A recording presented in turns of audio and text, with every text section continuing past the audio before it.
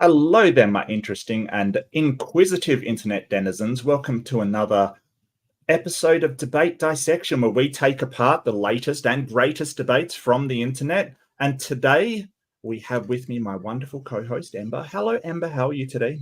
Hello. Doing pretty good. Had a nice time Pretty good. with my son today, and ready for some classic debate action in this case. Oh, yeah, Mhm. yeah, absolutely. Because we have a very special guest, which is Godless Engineer, John. How you doing, John? How you feeling today? I'm doing pretty good. I had a pretty full day today. And right before this, I Yeah, actually went on a run. I say went on a run. I ran around my living room. We got a pretty big open, like sort of plan for our living yeah, room. yeah. Yeah, and so I can just run around that. I've got like a little track thing that I run. So I ran for Hmm. about 45 minutes or so. And Oh, so cool. yeah. So You're it's making me doing feel very unfit and very unhealthy. Thank you. Thank you for that. Well, see, I'm on this whole weight loss journey, which I know probably a lot of Mhm. people don't know that I've been going through this. I had a bariatric surgery last October. It's actually coming up on a Yep. year now. I had it last October, and I in the process I've dropped like 90 pounds, and so I'm struggling to Wow. get over that last little bit here. I've been at a plateau for a few months, so I'm trying to get over Yep. that. Yeah, Relatable. yeah, that's hard work too. Is that the stomach sleeve, the bariatric? Is that the have I got the No, right one there? well, yeah. So the sleeve is the one that I did, and that's where they Yeah. basically cut out like 80% of your stomach, and they make your Yep. stomach into like just this sleeve. And so it's Mm. like really reducing how much your stomach is. But I didn't do that for the weight loss. It has a lot. It has a lot of amazing side effects for Yep. diabetics. And Mm. one of the things is that if you're severely insulin resistant, it can actually really taper that down a lot.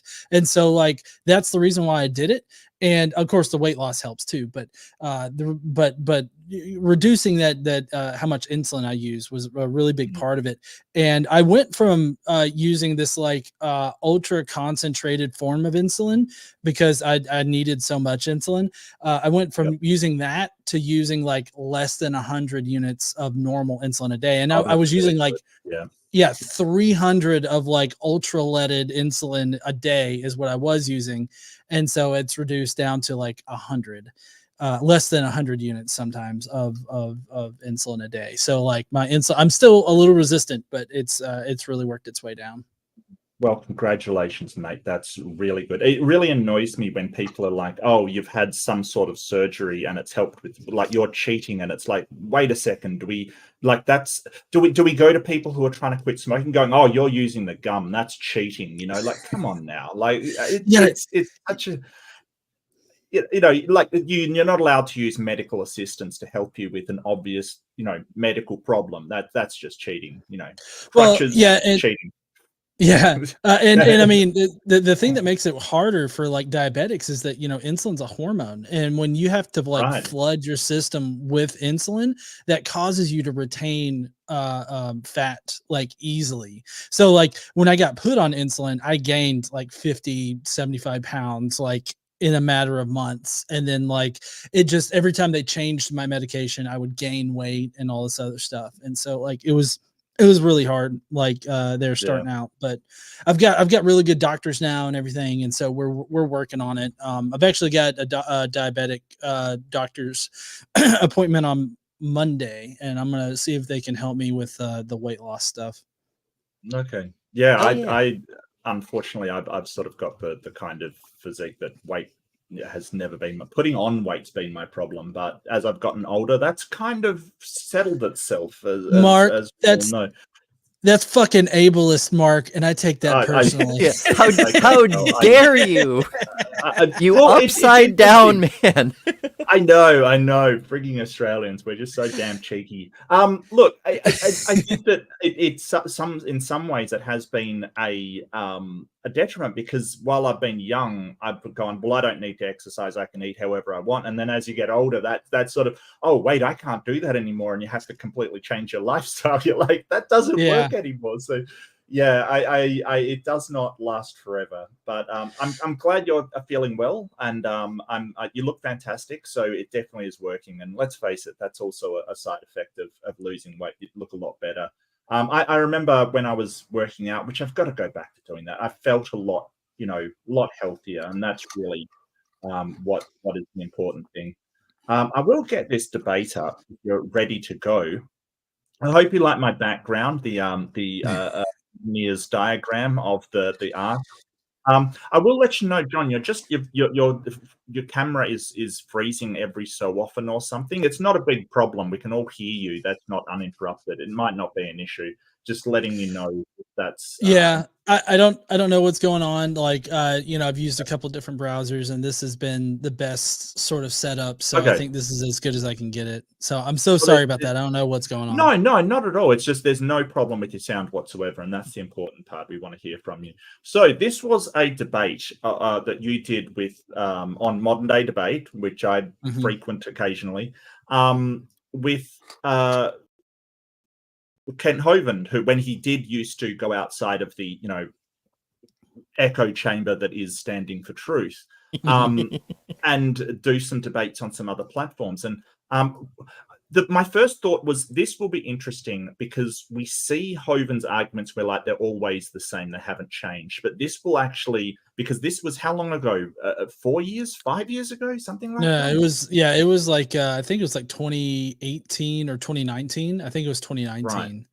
So I think it was 5 years ago.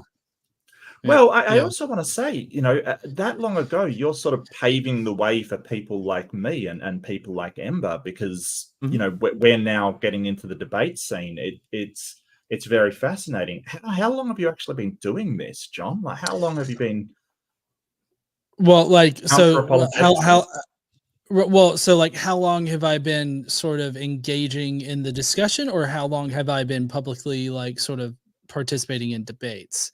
Because it's kind of public participation, the sort of putting yourself out there for the world to see your arguments, I guess. So I mean, I created my Facebook page, which was my first endeavor into it. I created that in 2012. That was just after I graduated with my master's in software engineering. And so like, I don't know how many people that are watching that have been through engineering school, but it consumes every spare moment of your life. And so like when I graduated, I found a ton of time on my hands. I had a solid job and everything like that. And I was often bored, like either at my job or at home. And so I found myself where I was like, well, I'll start a page, because like I started pissing off family members because, I wasn't religious. And so like I started pissing off family members. So I'm like, I should probably make a page, and I'll just unleash my atheism on the page. And then people that want to tune in, they can tune in and everything. And so like I started doing that. And then about maybe a year or two in, I got this criticism like, oh, well, it's easy for you to shit talk God behind an avatar. Well, I was using a QR code. Keyboard warrior. Yeah, I know. And so like I was like, I could fucking do video. And so I made a video. And so like my first video on my channel is like, it's very like angry atheist. I would probably classify it as cringy kind of thing. And so, like I've definitely evolved. Like if you go back and watch my earlier stuff, it's much different than the stuff that I'm doing now. Especially lately, because I've been doing a lot more conversations with just general people, which is what I really like. I really like just engaging with people on a more personal level, like one-on-one with like their actual arguments, because I find that the arguments that people put out there, like in videos, can oftentimes like deviate from what people actually come to a discussion with. And so I like engaging with what people actually think proves their point is kind of the way I see it. Belief.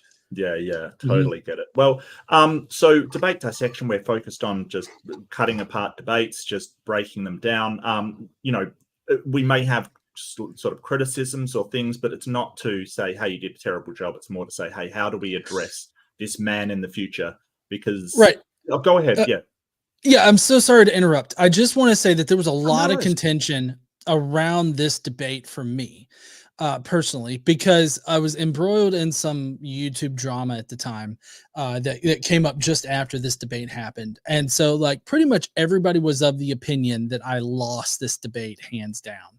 But I can't actually, anytime anybody says that, and I ask them to tell me what did I get wrong, like what was wrong with my presentation, or what was wrong with what I said in response to Kent, and they can't actually, tell me what was wrong. They just tell me that I lost. And this is even atheists at the time too. Atheists said that I just I managed to lose against Kent Hovind. And I don't think that's true. But more importantly, anybody that has come to me like a year or more after the debate and after all of the drama kind of subsided, they're like, I can't actually say how you lost that debate. And like, you seem to do fine in it. It was I don't know what I was thinking. And so like, I've only heard people retract their statement. So I am very interested to hear any kind of constructive criticism about either my arguments or how I handled Kent. This is the debate that famously has Kent bringing up whale penis for no reason, it seems. And so like, this is the origin of that. I am all on board for the whale penis. I'm there already. I am excited. My body is ready. I tried to get the most phallic thumbnail as possible, and I think I did it.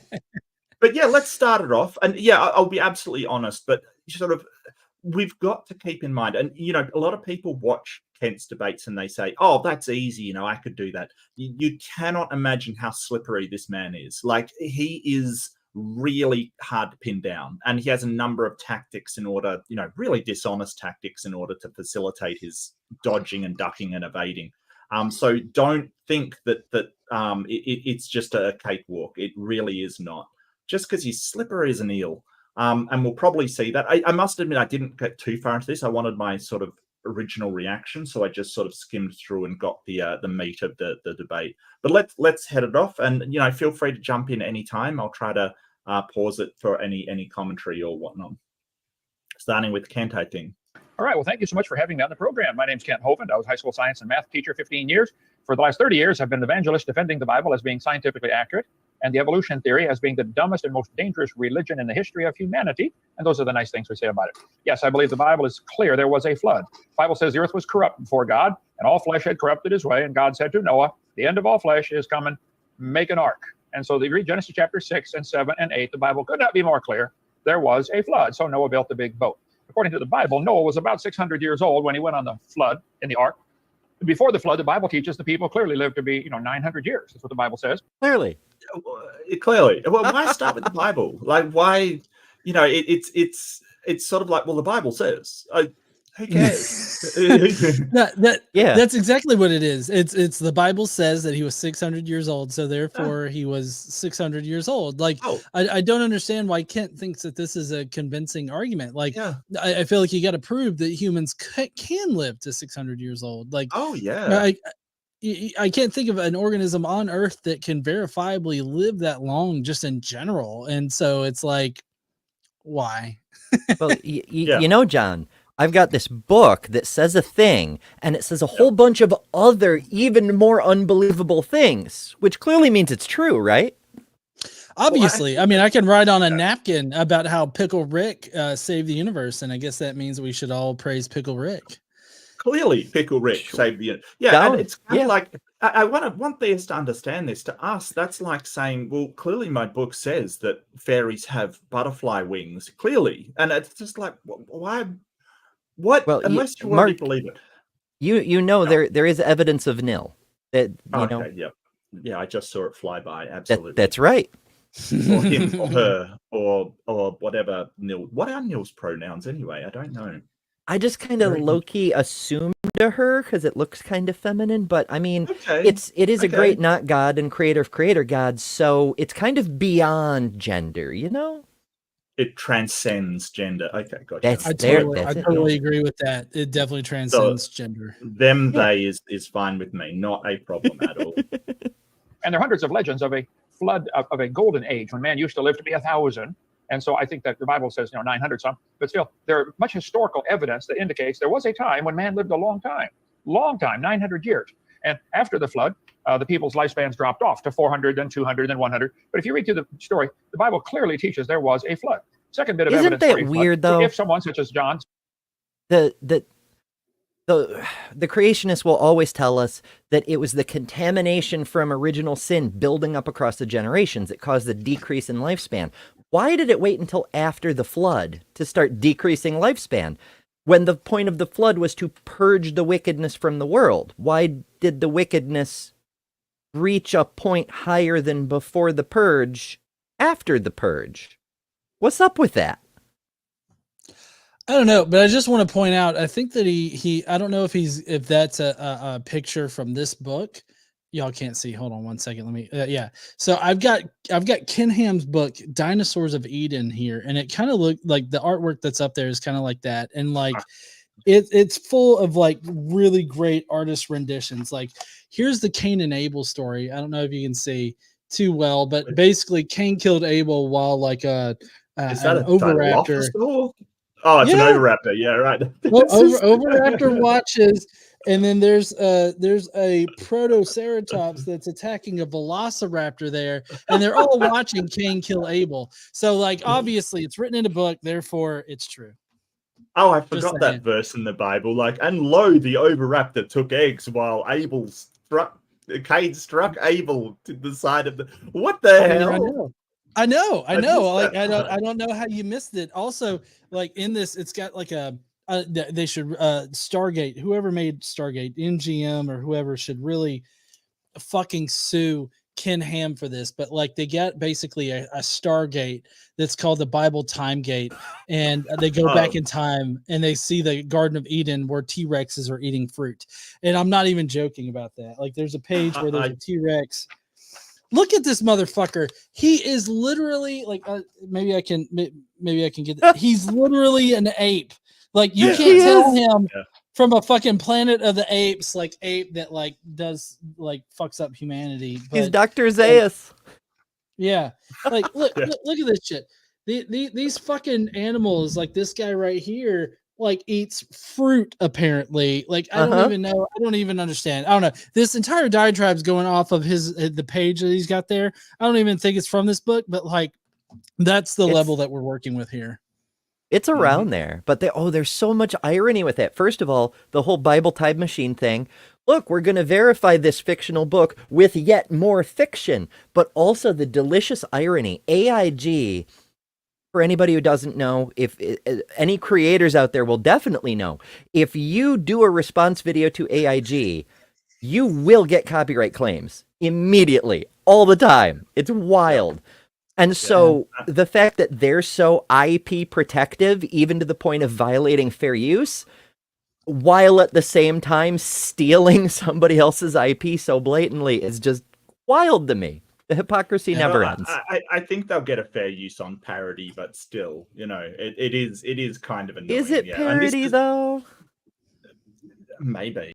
I don't know. This is the man that argues against evolution, which is just hilarious in itself. No, come on. Now he's Australian, right? He's like yours, Mark, right? We're not taking him back, John. You can forget about it. Like, there's no way.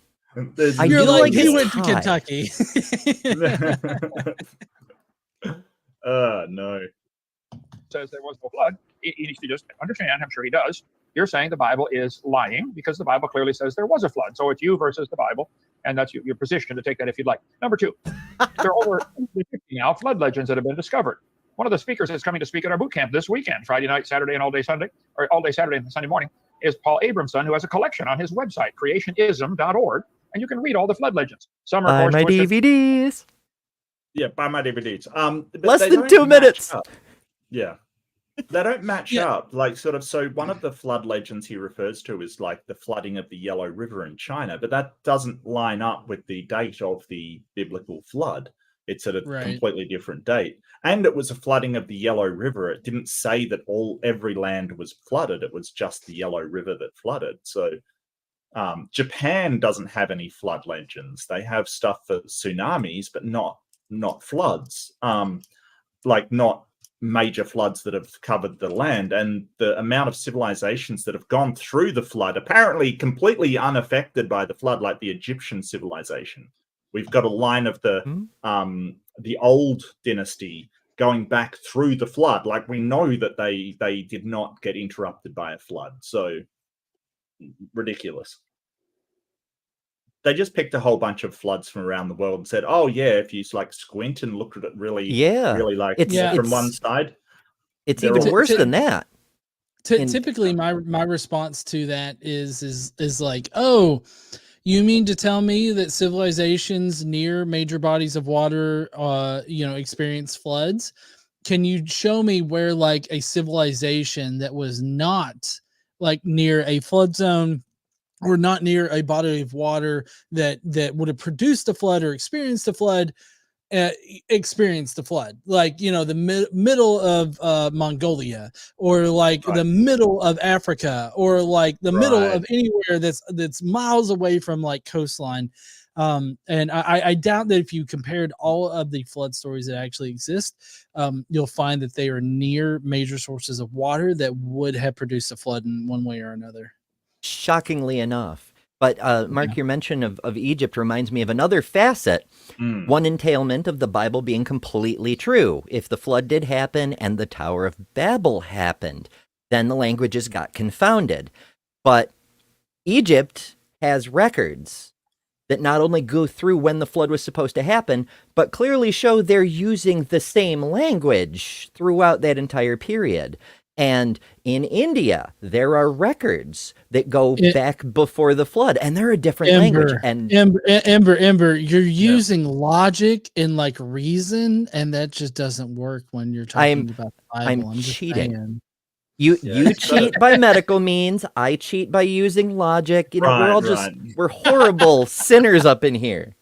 Grab a crutch, everybody. We're using logic and reason. That's Fuck us. What the Beck says, that not sure who keeps buying me readerships, but thanks. Yeah, that was who did the last one? That was oh god, I've forgotten who it was. Somebody gave a 50 readership kind of thing. Oh, Eric Wander. He's been dropping 50s. Yes, on a couple of our communities lately. So odds on it's Eric Wander, and if I get 13 more readerships, I get to do another emoji, which is going to be Bogan Logic. So if you want a Bogan Logic emoji, then definitely have a readership. Yeah, so on my channel, I actually have a eggplant emoji that's in the shape of a whale, and so that's because of this debate. That's beautiful. Mark Agamotto 1313 Smith for $2. The North have a flood myth, do they? Not to my knowledge. Yeah. They have one where Thor fights the Jormungand, the world serpent, but not a flood one, as far as I know. It's weird, isn't it? Like, I mean, they definitely would have been at least that people group, I think, would have been living during the time that the flood supposedly happened, but yet they don't have a flood myth. It's kind of weird, isn't it? But for 17 months, drop readerships for Bogan. Thanks. Yeah, everyone loves a Bogan. One sec. Tweet beyond reality, but that's normal for a legend to get twisted over the years. But why would there be 350 cultures around the world still talking about a time when the world was destroyed by a flood? The Hawaiian legend. Well, they don't talk about a world being destroyed by a flood. That's the thing. The Yellow River, they're not talking about the world. They're talking about the Yellow River. Like, this is the thing. That's a very... And as John said, quite rightly, coastal areas have flood legends. Yeah. Yeah, and areas that are near like rivers that would experience floods and all this other kind of stuff, like the Nile River, like it experiences this flood and everything. Like so I mean, like, these are areas that are near floods, and if you can see on the screen right now, like my face, I don't hide my emotions whenever I hear ridiculous shit. Like, I'm looking up to God right now. Like, really, you're giving me this right now? Yep. Please, Lord, protect me from your followers. For example, says, long after the death of Kunihana, the first man, the world became a wicked, terrible place to live. There was one good man left. His name was Nu'u. He made a great canoe with a house on it and filled it with animals. The waters came up over all the earth. All the people were killed. Only Nuhu and his family were saved. Exactly what the Bible says. Only it was Noah and his family. But the Chinese have an ancient legend called the Hiking Classic. You can look it up. They say Fu Hai is the father of the Chinese civilization. And the story says Fu Hai, his wife, 3 sons, and 3 daughters escaped a great flood. He and his family were the only people alive on earth after the flood, and they repopulated the world, which is, of course, what the Bible teaches. 1 man, his wife, 3 sons, 3 daughters, three wives, and they repopulated the world. The Toltec Indians in Mexico, when they were first discovered. Yeah, I think this is really misrepresenting these myths kind of thing. Oh, hugely. But he's got a bigger problem. His whole thing is the Bible is absolutely true. It was Noah and his family were the only humans to survive. And he himself is bringing up evidence of lots of other humans who survived. Right. Contradicting the Bible. Kind of an issue. Yeah. And sort of so go ahead, John.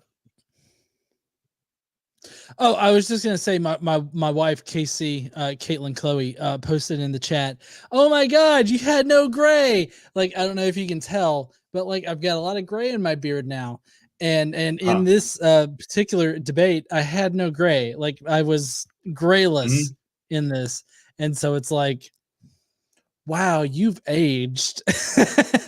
Well, it was a fair amount of time ago, my friend. It really was. And, you know, I mean, I luckily just shaved my head and then no one can tell. It's my secret way. I'm cheating, quite frankly. I got to admit it. I'm 100% cheating. Yeah. And left-handed Jedi with 5 readerships. Thank you so much, Jedi. I really appreciate it, mate. You are a champ.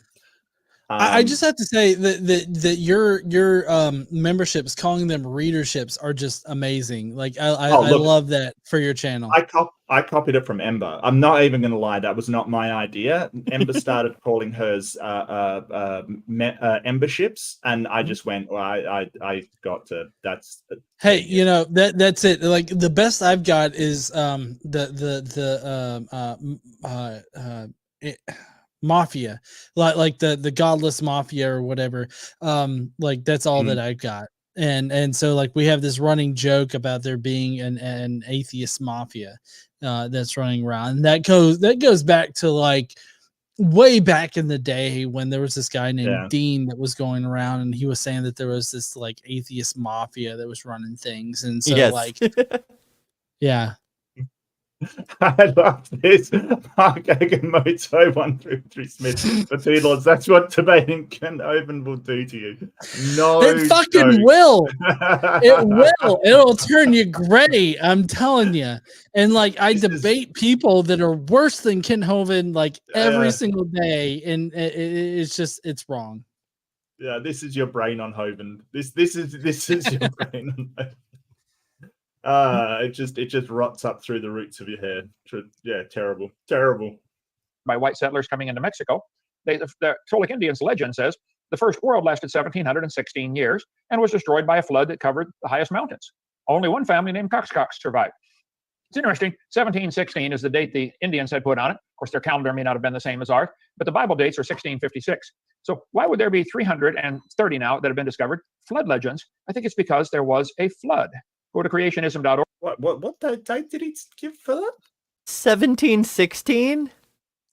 A bit of a miss. Little off. He's talking about BC, I presume? He didn't specify. He said the calendars might not link up. I guess not. Well, yeah. I don't know. In this particular section, like I didn't know what he was even trying to reference, other than he's just linking these other flood myths to like the biblical flood myth, and like none of them made sense. So like I made a single note. If you notice me like looking down and like I'm doing stuff, I'm writing notes, and like he's just mentioning superfluous shit. Yeah. And the flood's supposed to be like 2,500 BC. So he's just debunking himself here because their flood myth doesn't match up. So I thought it was about 3,000. It's not about 2,500 is the official date that they give. But it would be interesting to see when did the flood actually happen, because that does not match up. You've got another super check from Jonathan Hanachak, member 68. 68 months. Oh wow, that's sorry. insane. All right, That's on my channel. yeah, I'm gonna read them out. Come on now. Yeah. Yeah. But 68 months? I haven't even been on YouTube 68 months. Jonathan Hanachak, well done, mate. I thought we were the mafiosos. What the fuck, GE? Come on, man. Don't you remember? Yeah, I'm so sorry about that. The mafiosos. That's what I call my memberships, are the mafiosos. So fancy. I know. We're organized and everything, you know? So like it works out. They're gonna unionize. Mafia's just thugs. Mafioso, that's got class, right? That's it does. Class. Like we're classy. We're classy bitches. That's what we are. Beautiful. Or you can read them for yourself. So if you have 330 different cultures around the world, unrelated, unconnected, all telling a similar story, maybe it's because the story is true, or at least based on truth. Third bit of evidence for a flood. If you've ever seen a rock tumbler, you put in fragments of rock and you let them tumble for a few days or weeks, and then you take them out and they're all rounded off. I live in a gravel pit, Lenox, Alabama. I live in a gravel pit. You sure do. Congrats. Sure do. I live literally miles from this motherfucker. Like I'm North Alabama. Like I'm less than, I think, maybe like 100 or 200 miles from his dinosaur adventure land. That's like a death trap. And so like, I will not even I won't even grace like him with my presence down there. And I'm a mediocre like YouTube personality or whatever. Like I'm not even going down there. Like I just simply don't want to. And like the whole I'm in Lenox, Alabama thing, that's because he was chased out of fucking Florida. And that should be like that's sad for him, you know? And all the locals hate him. You know, all the locals think he's absolutely terrible, and he keeps complaining that all the locals hate him. Mark Agamotto 1313 Smith is absolutely doing work. Became a YouTube member. Thank you. I'm not sure if that's you or me or both of us. I don't know, but thank you for whatever you did on whoever's channel. Doesn't really matter. Yeah, so on my channel, he joined on my channel, and like so I have the very basic level that's like the minimum amount is called a shill. And that's because like a lot of people associate being a shill with like making a lot of money or whatever. And so like I made the lowest tier, the shill tier, as like a joke about being a shill. It's the flat earth, isn't it? Like they're always like, oh, you're just a shill. And it's like, I wish if I was a NASA employee, I'd be so happy, but I'm not. So. I prefer compensated anarchist. Thank you. The compensated, I love that. Zumi Tomato, member for 63 months. That's insane. So to get this straight, there are a bunch of other flood myths taking place in completely different time happened. So Bible real. What the fuck? Yeah, absolutely. Yeah. Essentially, that's his argument. There's a whole bunch of flood stories, so therefore this flood story is correct. Exactly. I don't know where he's going with this rock tumbler. Does anyone have any idea what he's talking about? It has to do with the gravel pit he lives on. I think he's going to argue all the gravel deep down is rounded off, therefore it must have been tumbled, and what better than a flood? So erosion, exactly. Maybe. Okay, got you. Yep. Yeah. No, that's exactly what he's arguing for.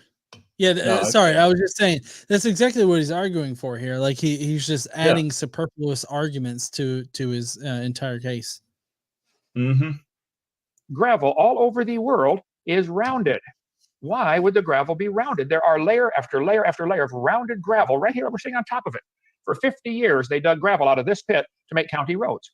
I can go to any town, USA, and you can go to any place in the world and find gravel, and it's rounded off. Very frequently, there'll be layers of gravel, then layers of clay, layers of gravel, layers of clay. We have 5 layers of gravel exposed on the hillside right here near my house. It's part of the tour I'll show you, John, when you come down. Between the layers of gravel is a layer of clay. Well, during Noah's flood, the moon would pull the tide up, and then the water would have to rush in to fill that bump at the same speed the earth is turning. I've got a globe here somewhere. Can you find that? The globe. Oh, right behind me. Okay. Thank you. The world is turning at this latitude, 31.3366 degrees north latitude, turning the other way, at nearly 900 miles an hour. If the moon is holding a bump of water up, the high tide, and there's no continents to interrupt it during Noah's flood, the tide would become harmonic. And instead of 6 or 7 foot tidal change, you'd get a 200-foot tidal change every 6.5 hours, which the water rushing sideways to fill that bump is going to cause rocks to be rolled all over each other at 900 miles an hour. And What? That's my face right now. Like, what? Perfect. Like, what are you talking about? Like, I have no idea. Is that you, Ralph, for $14.99 Australian? Thank you for the $1 dues. Lobe your work. Thank you so much, Ralph. I lobe my work too. Thank you. I know you mean love. Yeah, no, I know, buddy. That's a typo. But I just wanted to say lobe your work. It's just so good. It's fantastic. I think I can explain Kent's argument. Really?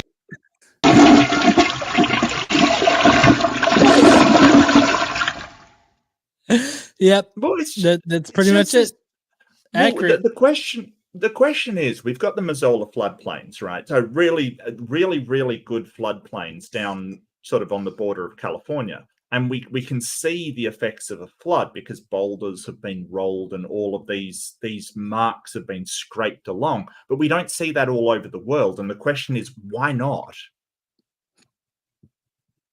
And I don't think, and he's basically arguing because he lives in a gravel pit, there was a flood. Like, he does realize that not everywhere is a gravel pit, right? No. Nope. No. It's all gravel. All gravel all the time. All floods. All Noahs. Yeah, I mean, it's flood everywhere, Noah everywhere, New everywhere. Like, it's just it's his opinion everywhere. Like, that's just what it is, and you got to deal with that, Mark. You got to figure it out. I just, it reminds me of that argument against climate change that it snowed here recently, and it's like that just because it snows where you are doesn't mean the world isn't getting hotter. Like there's places outside of your radius around yourself. You realize that? Yeah. Are you talking about it was a congressman or a senator that came in that said like, yeah, I've got a snowball, therefore climate change isn't real. And it's like, the fuck are you talking about, man? Like, that's not proof against climate change. Yeah. Interestingly enough, our government prevents props being used in Parliament. One of the weird rules about Australia, not allowed to bring props in, which is interesting. I would prefer that, actually. Well, some idiot, and he was a prime minister at one point, brought a piece of coal in and said, look, coal's not dangerous, presenting it to everybody. Like, and nobody's arguing that coal's like radioactive or something. It's like, light it on fire and see what happens. But also it was sealed in some sort of thing to stop it from being, the coal dust getting everywhere. And it's like, yeah, we've got our own idiots over here. It just that's government. That's what they do. Yeah. That's nice to know, honestly. Yeah. Oh yeah. We've got our own morons. It's okay. We just try and ignore them. Cause them to be rounded off like a big rock tumbler. During high tide, when it sits still for a half hour or an hour, the small fine particles settle out and you get a layer of clay. Clay is just rock particles are much smaller than sand. And then you get another layer of gravel as the water rushes the other way. So we have layers of gravel, clay. It's found all over the world. Just Google gravel layers and you'll see thousands of pictures on Google. And in between are layers of clay. This is an indication the water is moving sideways, not depositing from the stars or the sky. They're going to tell the kids in school the geologic column has different layers of different ages. I say, guys, where's this new material coming from? Outer space? You're building up younger layers on top of older layers? No, this is all lateral movement. So what, Kent? So far, you need to prove there was a flood, not be like, oh, there's layers. I mean, that's not true. That's not universal. That's not everywhere. There's plenty of places where there's clay layers on top of clay layers with no gravel in between. But so fucking what? Maybe, the great not god Nil descended to the earth and stacked up the freaking gravel individually. What does it show? Magic unicorn, and the thing is that he thinks that hydrological erosion is the only erosion out there, and that's not true. There's also mechanical erosion that, that's caused by wind and other particles hitting one. It's so ridiculous that he just thinks, well, erosion, it must be water. Why? What we've seen erosion happen through mechanical why? Article of faith. Yeah, I mean, obviously, a global flood happened, like because of what Ken Hovind says. So obviously, that's the only answer. Well, it's a fallacy called what is it? Affirming the consequent. It's like saying if there was a global flood, we would see erosion and lateral movement of deposition. There's lateral movement of deposition, therefore a global flood. But the problem is that you're ignoring every other possibility of lateral movement of deposition that could be out there in order to confirm the thing that you think already. It's basically, it's a fallacy, and it's also just confirmation bias, essentially. When you boil it down, that's what it is. Yep, exactly. Mark Agamotto 1313 Smith strikes again. I'm going to get really good at this name by the end of it, Mark. I tell you what, mate. For $2, -20 is warmer than -30. You're not wrong. You're not wrong. Of the water had to form these layers very quickly. Oh, we're going to run out of time here. 2 minutes. If you look at the country of Turkey, on the far eastern side over there is a little town called Noah Ungumshi, which means Noah's big boat. They've got signs, you drive right to it. The Turkish government says they have found Noah's Ark. The Bible says the Ark rested in the mountains, plural of Ararat, mountain. Yeah, but the Turkish government also likes tourism. Uh-huh. The Turkish government has been working with the Darupanar team. Darupanar. Yeah, this the is Turkish government isn't, so why don't you believe it? Oh, shit. Oh, wow. That's some gold right there. And so I talk in my seminar about the Noah's Ark being found there, right here. Life magazine published the article 1960. Oh, it is. High altitude spy plane took pictures. Oh, it is. And there in the middle of a lava flow is a boat-shaped object. 1978, there was a volcanic earthquake, and either it popped up or the ground fell down. The result's the same. It's now sticking up out of the ground. That's the Darupanar side, isn't it? Uh-huh. Yes, sure is. So the only problem with that is that the University of California sent a team out there to actually look at the site, and they found that all of that, what was supposed to be fossilized wood, was in fact limonite. It was sort of a natural form of iron. So none of that is actually wood or fossilized wood. All of it is just natural rock. It's just a rock formation. It's pareidolia. It's not even actually a boat shape. It's like a fucking football. It's the football of God. Proof of yada yada. Oh my goodness. It's so bad on so many levels. I mean, does he think Chinooks actually have like a face on their ass end? Like, just because something looks like a thing doesn't mean that it is that thing, and he doesn't understand that. None of the creationists do. We've had sort of a catchphrase for years, because the first debate I ever did on MDD, there was a creationist on there. And he brought up an extinct species of what was it, sugar gum, I think. Maple leaf. Maple leaf is what he claimed. Yes, he shows the fossil and he goes, I mean, it looks like a maple leaf to me. And okay, it looks like a maple leaf. Therefore, and it literally had the classification there, and it turned out to be a sweet gum leaf, which is a completely different family of plant. It's like, just because it looks like a thing doesn't mean it's that thing. Just in the same way that we go, hey, that mirage looks like water, that doesn't mean that it's water. And we've got some stuff coming through. Elizabeth Richardson for $20. I saw you live and got really confused thinking it was Friday. I mean, it could be Friday. We've already seen examples of time travel already in this stream. Look, everybody knows that it's Sunday. Yeah, so normally my normal schedule is Friday nights I do a live stream, and like it's very produced and everything like that. And so like I haven't been doing that lately, and so I get that a lot of people are confused, but I'm trying to like really boost like this hyper analytical sort of analysis of this debate, because this is one of my most contentious debates that were out there. And he's actually helping us a great deal, and really appreciate it. And we're just having some fun as well. Like, we really just want to point at Kent and laugh, really. I mean, that's what I'm here for. I don't know why you guys are here, but that's what I like doing. I just come over every Saturday evening because that's what it actually is, and hang out and dunk on Mark being all in the future and whatnot. Yeah. Me being upside down in Australia, it's hilarious. It makes no sense. Mark Agamotto 1313 Smith, I love that name now. For $2, was the wood soaked in teriyaki sauce?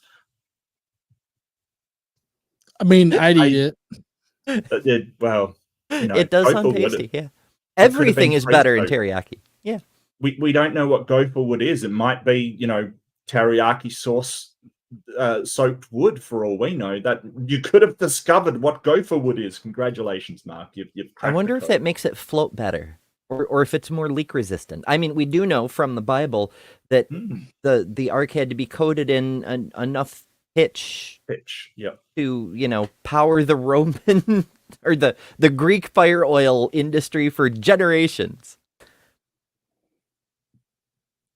And this boat-shaped object is 515 feet long. The exact dimensions that Noah's Ark was supposed to be, only it's wider than it should be because it would splay out as it collapsed and rotted away. Exact dimensions. Yeah. What are the exact dimensions, Kent? Because going through ye old scriptures, it's kind of vague. I mean, we know a cubit could be roughly. We don't want to focus on specifics here. Like, it's just in the general shape of it, okay? Like, we don't need to focus on specific instructions, okay? We just don't need to do that. Yeah. Who cares about dimensions? Yeah. Or mud flows around in a stationary object like a rock or something. It does make a teardrop shape, just like this. However, this one's facing the wrong way. The point of the teardrop would be downstream. Many people have studied this object and say, that's Noah's Ark. The government of Turkey built a visitor center. You can go see it. Let's see. Right, coming up here. Wait. Mountain. He's talking about how the ark would naturally be a teardrop shape, and the point of the teardrop is pointing downstream, whatever the fuck that means. And then he scrolls through more slides. Now, the creationists can commonly present Noah's Ark as a big fucking rectangle. It's an overgrown box. Yes. What does he mean a teardrop shape? And one of his own slides shows it as a rectangle. There it is. Yeah. What the fuck, Kent? What are you talking about? I have no idea. It's kind of just and don't forget the Dhurmapinda site was found by Ron Wyatt, who, if you're familiar with the work of Ron Wyatt, he is such an obvious fraud and con. He's found both arks, apparently, like the Ark of the Covenant and Noah's Ark. He's found the tomb of Jesus. Yep. He's found, just every single relic that. He's a fucking prodigy, Mark. He's found everything to affirm everything in the Bible, despite the history that we have. Well, I don't even know why you're questioning his brilliance in finding everything that exactly confirms everything that he believes. He was guided by the Holy Spirit. The finger of God pointed him in the right direction. The finger of God, exactly. And I just want to point out that the scientists went and sampled the fossilized wood of this site, and it wasn't fossilized wood. I just want to point that out, that when we actually get instrumentation and science to the place, turns out to be not an ark and just a natural formation, which is just hilarious. Yeah, and in fact, it hurts the head so very much. According to the creationists, Mount Ararat is post-flood. It happened after the flood, so it wasn't even there for Noah's Ark to land on. And we have Christian historical records from the first few centuries that say that Mount Judy is where they claimed Noah's Ark landed, and the people built a freaking monastery on the site, which is why there's no ark there, because they built the monastery instead. The monastery burned down in, I think, the 7th or 8th century. I'm fuzzy on which precisely, but Christian history says it's over here. And here's Kent and Ron Wyatt going, oh no, it's this rock actually. Freaking amazing.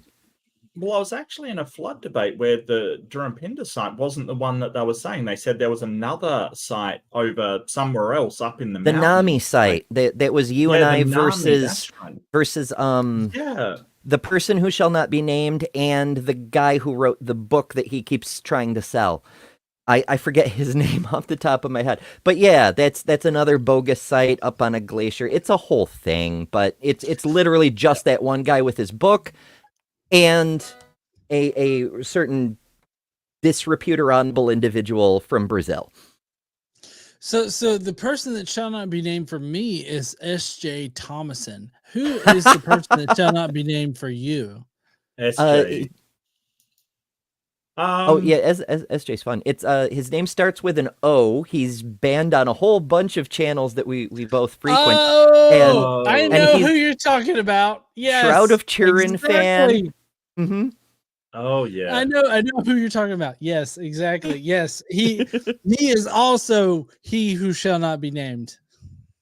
I probably have got a few different people that are banned off my channel. I don't know. I don't really have a problem with that. Yeah, many people. it definitely takes a lot for me to ban somebody like off of my entire presence, but like you know, the people that we're talking about are definitely like ban worthy, like off of the conversational stage, I'll say. Yeah, I mean, Maybe, I'd heard the stories about him. I still gave him not even just one fair chance. I gave him 3 chances, and he crossed the line several. So yeah, he's done. Yeah, you're gone. Yeah.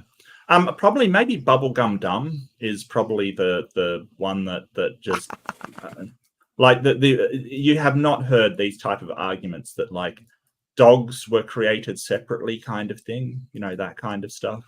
You know, doesn't believe they're related to wolves, believes in gnomes, just wild.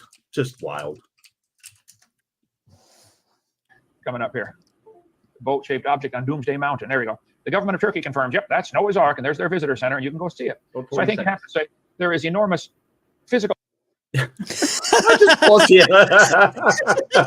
I physically face palm. Oh yeah. I can't ooh. I have this graphic. Because a visitor center, like, you know, forget testing and empirical data. It's whether there's a visitor center. That's the real test to see if something's real. You know, if you put a visitor center in front of it, it has to be, right? How can it be wrong? How can it be wrong? It's got a visitor center. Evidence right now saying Noah's Ark could be there. Let me get 165 here. Okay. So 70% of the Earth today is covered by sedimentary rock. This can only happen in something like a flood. Look at number 2. Jesus believed it. Yeah. Okay. I mean, prove it. A guy in Jesus? Palestine I don't know. Believed it. Wow. I'm sold. I'm sold. I mean, 70%. I don't even know about the list that he's talking about because like my hand is still in my head and it doesn't matter what kind of list he has. Yeah, I mean, you thought you were coming to a debate. More fool you. This is clearly just like all of these points. None of them show there was a global flood. None of them. The Bible clearly teaches it. Who cares? Jesus believed it. Who cares? There are 350 flood legends. Yeah, places had floods. Like not all at the same time. 70% of the Earth is covered by, but mechanical erosion can do that as well. Like. We know when hydrological erosion happens, and it's not all over the Earth. So that doesn't prove anything. Yeah, I don't think that's correct either. Like, I mean, most of the Earth is covered with water. Now, there are sedimentary layers under the oceans in some places, but I don't know that 70% is correct. Oh, I assumed he was sort of talking about the land, yeah? Is that what he's talking about? Who's to say? He's just making shit up at this point. So the point that he's making is that the 70% of the Earth that is like land is covered by 70% of sedimentary rock. And I just I don't know what this is supposed to prove. Like I really don't. Well, it's apparently I'm reading here it's either sedimentary rock or just sediment, just the grains of rock that has been eroded away. So he's sort of, by sedimentary rock, it's kind of misleading because he's sort of saying, sedimentary rock, where in fact it is just sediment as well. So normal erosion is what we expect from that. I don't know what you would expect. Weird. But Mark Agamotto strikes again. 1313 Smith for $5. Gandalf believed in the One Ring, so it must be true. Oh, I love the Lord of the Ring comparisons. Absolutely. Yeah, I mean, why disregard the Lord of the Rings? Like, I don't understand. Yep. Gravel is rounded worldwide. The ark's been found. There are underwater canyons. There are polystrata fossils all over the place. There's enough water on the Earth right now to cover the Earth 8,000 feet deep. There's plenty of water for a flood to happen if you just simply adjust the crust of the Earth, push the mountains down, lift the ocean basins up. So yeah, but that's salt water. Like, what? I love the caveat that he has for this, because the caveat is, if you adjust for everything that accounts for my view, then yes, everything accounts for my view. Like, what in the fuck? Well, and polystrate fossils aren't even a thing. They're not even a thing in geology. Nobody thinks that there's polystrate fossils. They're not a thing at all.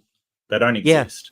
Yeah. Purely creationist terminology. And that's intentional. They made up the term so that if you try to Google it, you'll get nothing but answers in Genesis and Creation Research Museum and Carl Baugh and all that crazy crap. No science, because they made it up. Now, you can actually find things that cross multiple layers, but polystrata is not an actual scientific term. No. Jesus said there was a flood. The Bible says there's a flood. John says there's no flood. I want to hear this. Go ahead, John. All right. What's up, heathens that are in the chat? So first I want to say thank you, James, for putting this together. Thank you, Kent, for the opportunity to debate you. I've been watching, your sermons and everything like that online for years now. And, how wrong you've been has actually taught me a lot about science. So I appreciate that. Now, this debate is ultimately about basic geology versus the Bible. Or you could think of it as uniformitarianism versus catastrophism. Now, I love your framing here. It's absolutely good because, the Bible aside, the religion aside, it really is those two sort of different ideas. And catastrophism was put to bed ages ago. Ages ago. It doesn't make any sense. It doesn't fit with what we know about it. You really have to sort of go into last Tuesdayism kind of thing. Say, hey, but God made it so it looks like, uniformitarianism is true. And it's like, well, yeah, how does that work? I don't understand. Yeah, exactly. Like it's catastrophism versus uniformitarianism, and that's exactly what the debate is. And it just doesn't make sense to me. Like it doesn't make sense to challenge like how everything has worked. Like that just doesn't make sense to me.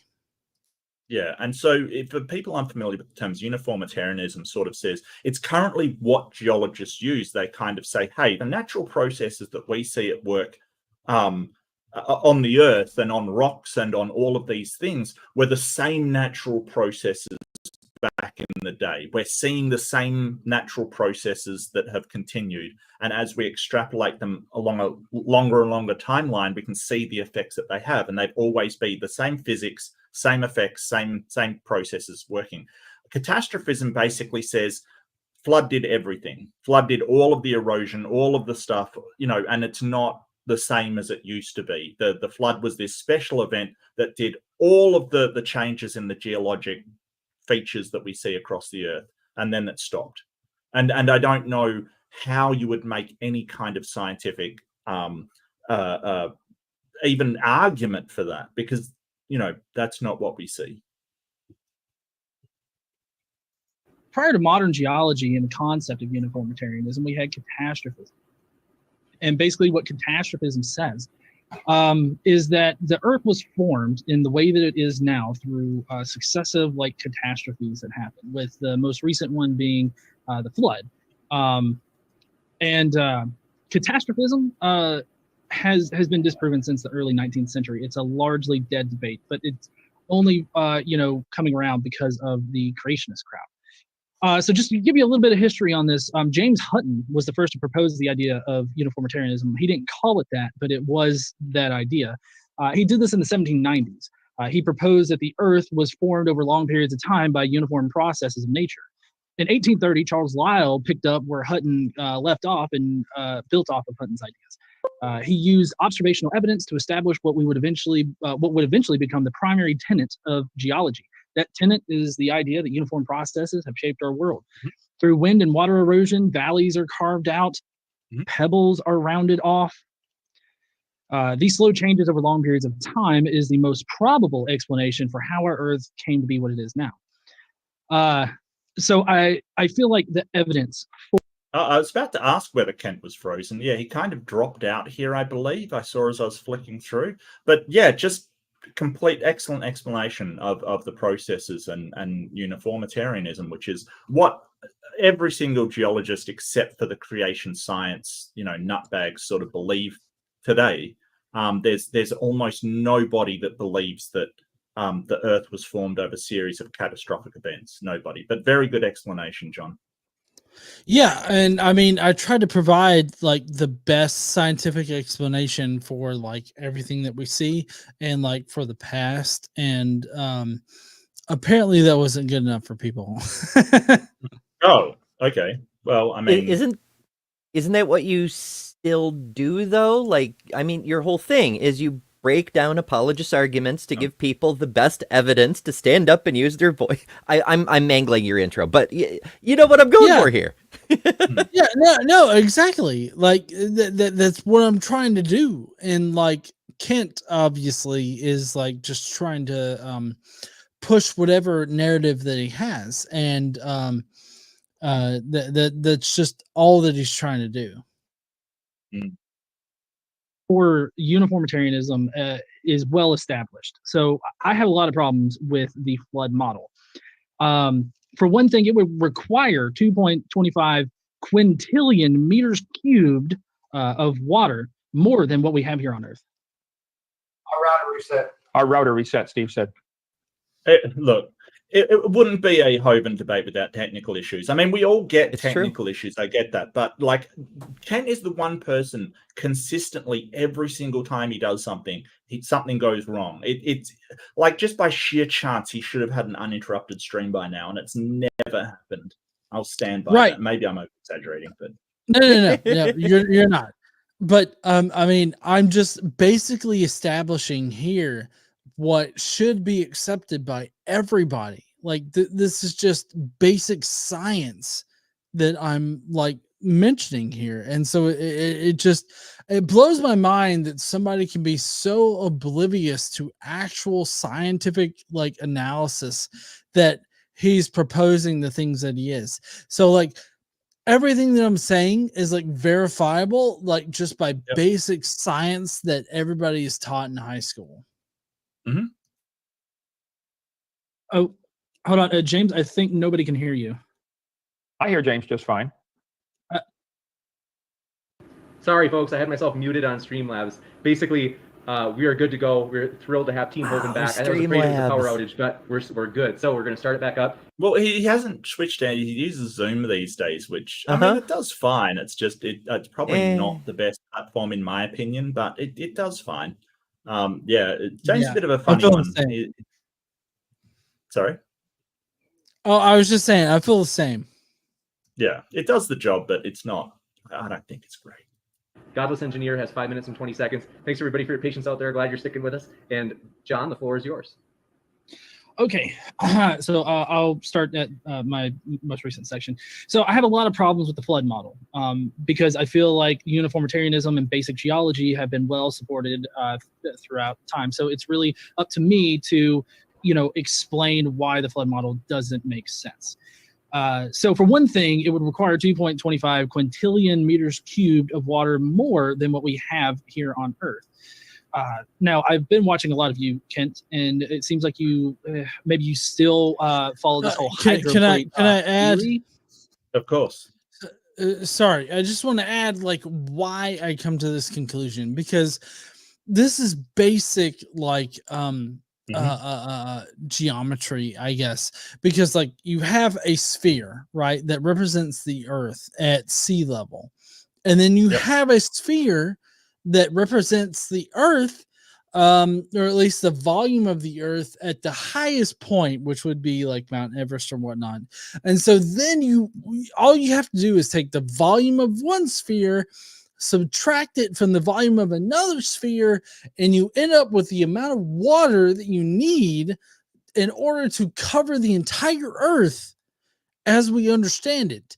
And so like that ends up with this quintillion number that I'm mentioning here, and that is just not feasible given the amount of water that we have on the fucking Earth.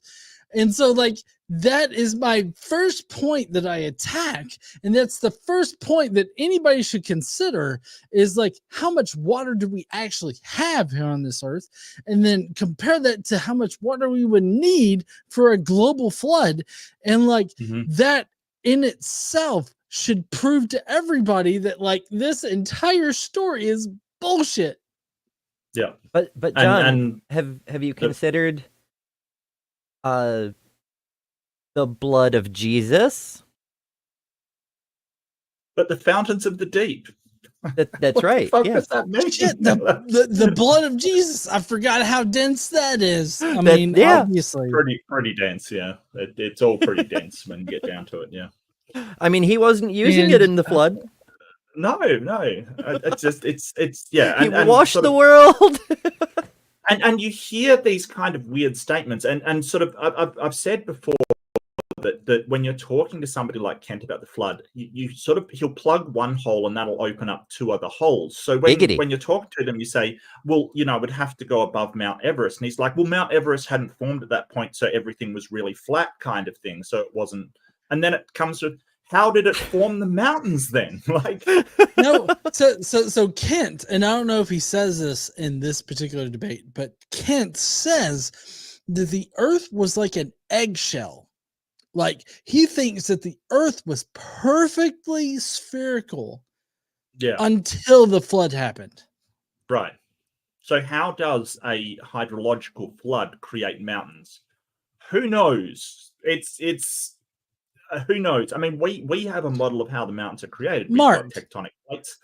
Yeah. Mark, if we have magic, what the fuck are you even talking about here? Like, if we got magic going on, then we don't need rational explanations like you're trying to propose. Yeah, but John, they can't appeal to magic, because if you start to appeal to magic and say, hey, it was a miracle that the mountains were raised, why have a flood at all? Why not just magic all the population out of existence, skip the flood? Exactly. Like, that's my point. That's my point. That's my point in this entire thing, is that like, fucking why? Yes, SpongeBob. Ooh, why? It doesn't actually hold any water, pun intended.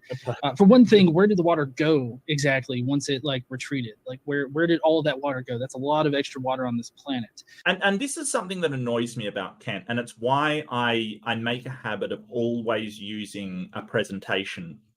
It's because he will throw this crap up to divert the attention of the people watching. It's a really dishonest tactic to kind of use, because he's trying to divert their attention from what John's saying here and have them read all of his slides kind of thing. So he loves putting up these slides, and he will try and tailor them to oppose the interlocutor's points while he does it. So in order to prevent that, I really recommend having a PowerPoint presentation, even if it's just a rough presentation, because he really does try to divert people's attention away from what you're saying. And it's really dishonest, but, you know, I mean, it's Kent Hovind.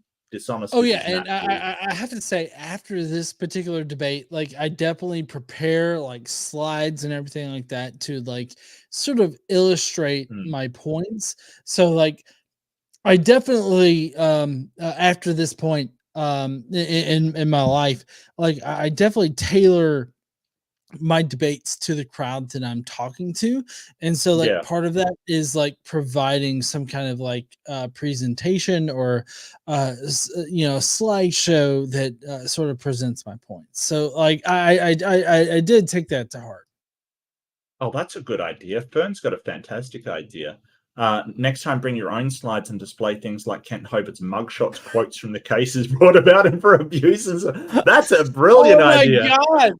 I like that. I wish at this time I have the audio of him body slamming his wife, because it's like, oh my the reenactment as well, with the guy, the massive hairy guy wearing a blonde wig. That is just like, how can someone have so little self-awareness and actually think that's a good it's tragic. Keep in mind, this is a man who thinks that a child drowning at his park is good publicity for his park. Like, he thinks it's a good thing. Like, he bragged about how the father was like, we're gonna definitely come again.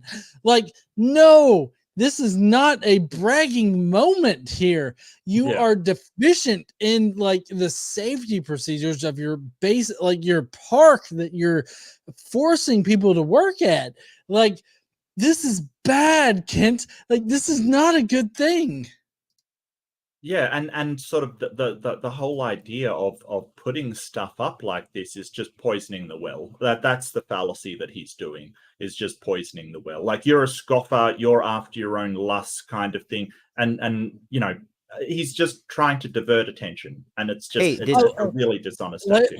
Later on in the debate, he shits on me. Like, he verbally like abuses me for like having a beer on camera. Like, I have a bottle of beer and I take a swig of it and everything like that. And he's like, I don't partake in the shit that you do.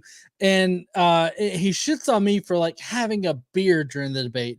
And it's like so ridiculous for him to I guess criticize me for that, because it's like he regularly employs pedophiles. He regularly excuses like the deaths of children on his property. Like, it's just so ridiculous of him. It's pretty special. But have you considered, according to ye old holy scripture books of make-believe stories, the fool says in his heart there is no God, though. I mean, it's a compelling argument. Obviously, I'm the fucking fool in this situation. Apparently so. And let's face it, like, we're talking about Noah. Wasn't Noah a raging alcoholic? Yes, famously. That's how the whole curse of Ham bullshit got justified. Yeah. Yeah, Lot too, although it wasn't. Ooh. I mean, obviously, he was a wino. Like, he made wine. He got drunk off wine, and so therefore, fuck Noah. Yeah. Psalm 104. It's a drunk to the point of merriness. Like, it's just, what's your problem? So yeah, your great guy Noah. Mm-hmm. Why are you fucking happy while you're drunk? You should be like totally depressed while you're drunk. I mean, fuck. How dare you? Did it like retreat back underneath the tectonic plates or something like that? Where did it go? That's one question I would like answered. The inability of the flood model to answer this basic question, which I know I haven't given Kent the chance to answer yet, but hopefully he'll try to come up with an answer. But I feel like the flood model doesn't have the ability to answer questions like this, and it's because of that these things just don't make sense. Like, the things that are in the flood model do not make actual sense in observed reality. For one thing, Kent says that this water underneath the tectonic plates were under great pressure, and when the Earth's crust cracked, when God made them crack magically, apparently that pressure was so great that it caused the water to explode out of these fault lines. And I just want to know where this pressure was coming from. Like, I get that you say that the crust was sort of floating on top of this, but even so, you would need a pressure from like inside the Earth, like from the inner core, pushing out on it in order to get the directional vector that would be spurting out of the crust. So was Yeah, good question. So very And excitable. he adds more to it that's even more hilarious these days, which was that the craters on the moon were formed by boulders thrown up by that pressure spurting water out. It shot boulders like frigging bukkake onto the moon. That's called the lunar bukkake theory. It's fantastic. I actually can't help with this particular conundrum a little bit though. So this happens a lot with anything under the surface, whether it's oil or natural gas or an aquifer, whatever. If the hydrostatic pressure is higher than the lithostatic pressure, it doesn't necessarily break through because it needs to have more than just higher pressure. There has to be a sufficient pressure to overcome the stability of the lithosphere above it. You need something, whether it's an earthquake or a meteor strike, something has to break the stability of the crust to let the thing out. The higher pressure will help it out. Have you considered the blood of Jesus? It's possible. We can't rule it out because, as you know, we weren't there. Yeah, I mean, like my basic question is, where did all this pressure come from? Because like everybody knows that like in order for water to like spurt out of the crust, there needs to be some kind of pressure from within in order for the water to spurt out. And like, I don't know where this comes from. Like, I don't know what caused this pressure. And I'm just looking for Kent to explain to me like why there was this pressure. And that's all that I'm asking for here. I'm asking for an explanation as to what caused the pressure that caused the water under the crust to spurt out, because that is what's needed. And like, he can't answer that. He's just like, oh, God's fucking magic, and that's why it happened. And it's like, that's not a good enough reason there, Ken. I'm going to go out on a limb and say that he avoids the question. I know it's a bold statement, I know, but I'm going to go out on a limb. No, you're not going out on a limb because he can't answer it. He can't tell me without magic. He can't say without magic where this pressure came from, and he just simply can't answer it. And that's just a simple fact of this debate. I want to see that. I really want to see that. Expanding what was causing that pressure from the center of the earth to cause the fountains of the deep to erupt. And if so, what happened? Did just the earth get bigger? Like the mass of the earth would get bigger because obviously rock and Kent slides it down. He's unhappy. He's not happy. Whenever his slides go down, he's very grumpy. Yeah, that's right. I mean, whenever you bring up reasonable opposition to Kent's fucking shit, he has a problem with it. Yeah. Everything that the inner core and outer core is made out of is much denser than water. So that would mean that the earth would have been lighter in the past or something. I'm not exactly sure how that works out, but it raises a lot of questions. But that's kind of the point of this whole line here, is that these alternative explanations that you have and you've always espoused only cause us to ask more questions that you can't actually answer. Exactly. Yeah. And this is what I was talking about before. When they plug one hole, two more open up. That, their explanations cause more questions than they actually answer. 100%. Yes, that is, exactly. Absolutely. That was really good. Yep, absolutely. Answer. And see, presenting this in the start, you can get to say, hey, this is how, like when he answers something, you can say, look, this opens up these other questions kind of thing. As I said in the start, I love the framing you've done here, because we all know going into a thing in Kent, he'll say something to answer something, and you'll go, how does that work with this, and this down the track? Like, what the hell? He'll say something like, oh, the animals went to the ark, not the opposite way around. And you're like, wait, the sloth, how did that get there? What are we talking about here? I mean, that's my entire point here, is to like get Kent to explain all of these things that can't be explained.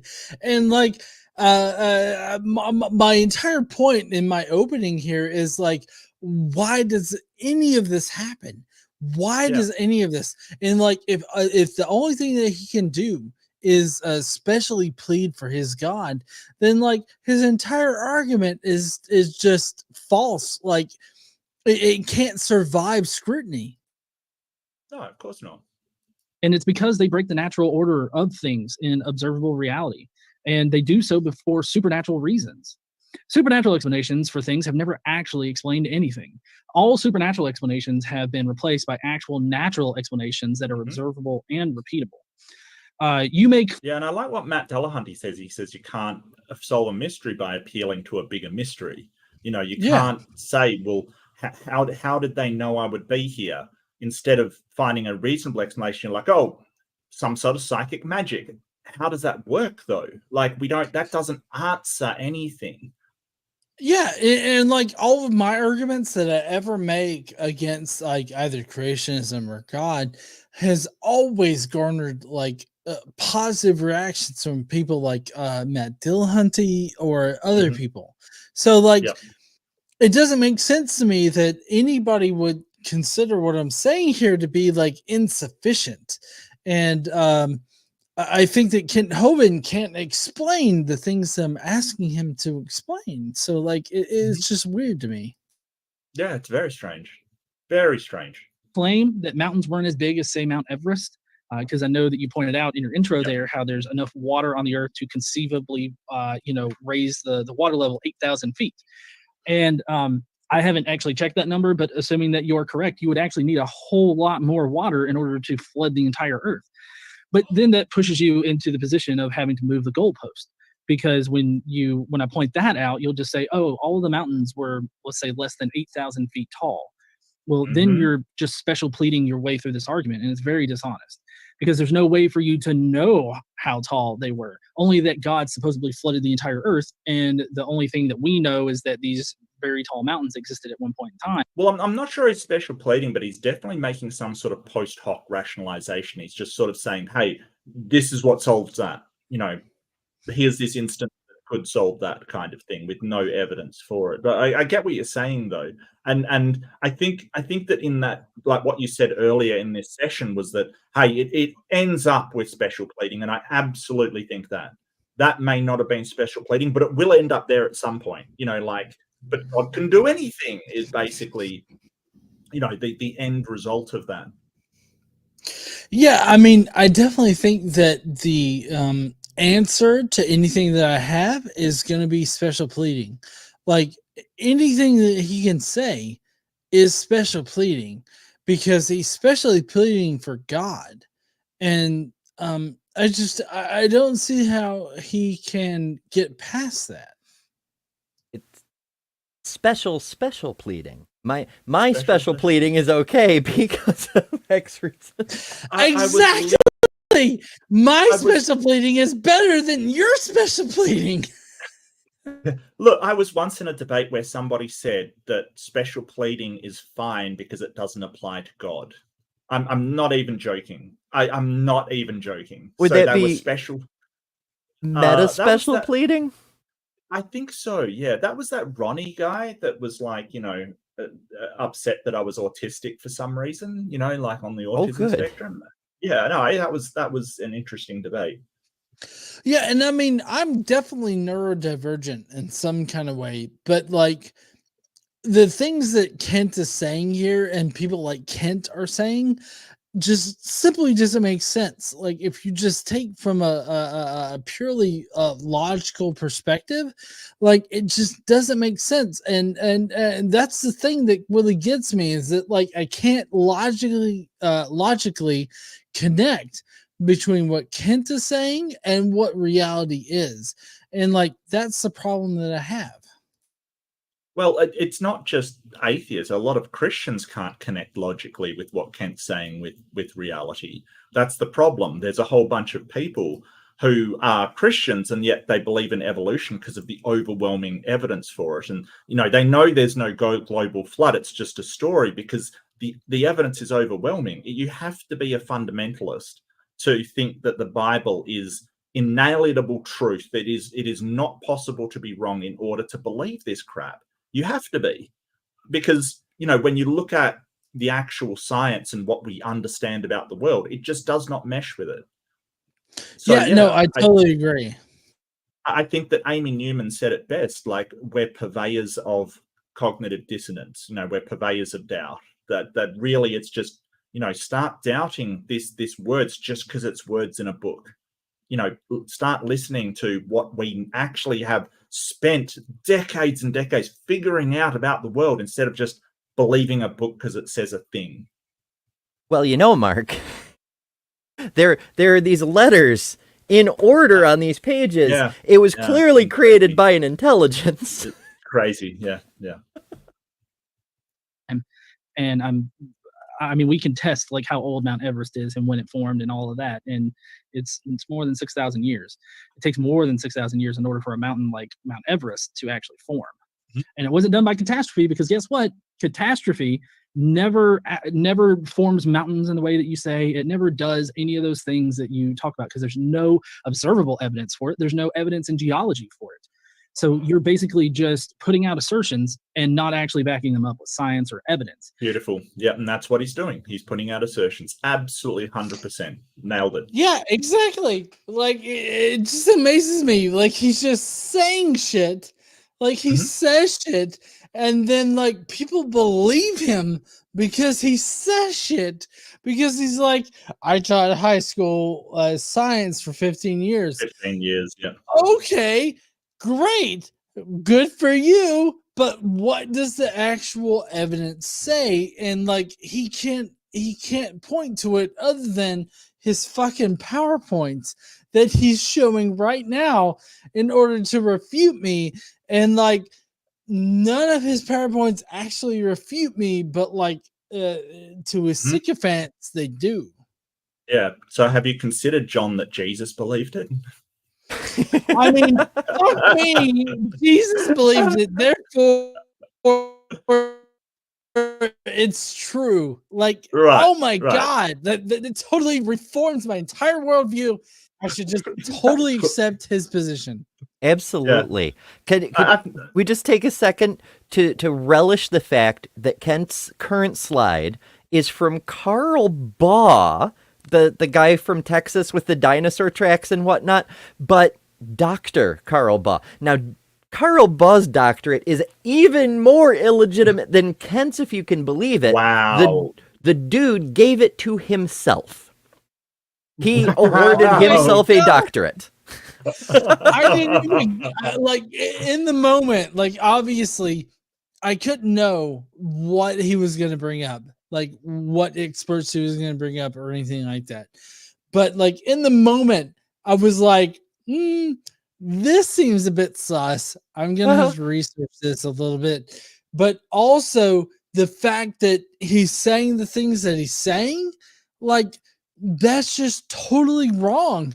Like, as far as like we understand about modern science or anything like that, like, all of the things that he's saying is just totally wrong.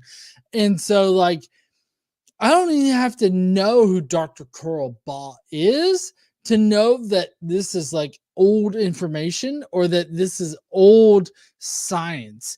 Like, none of this is relatively important to the conversation.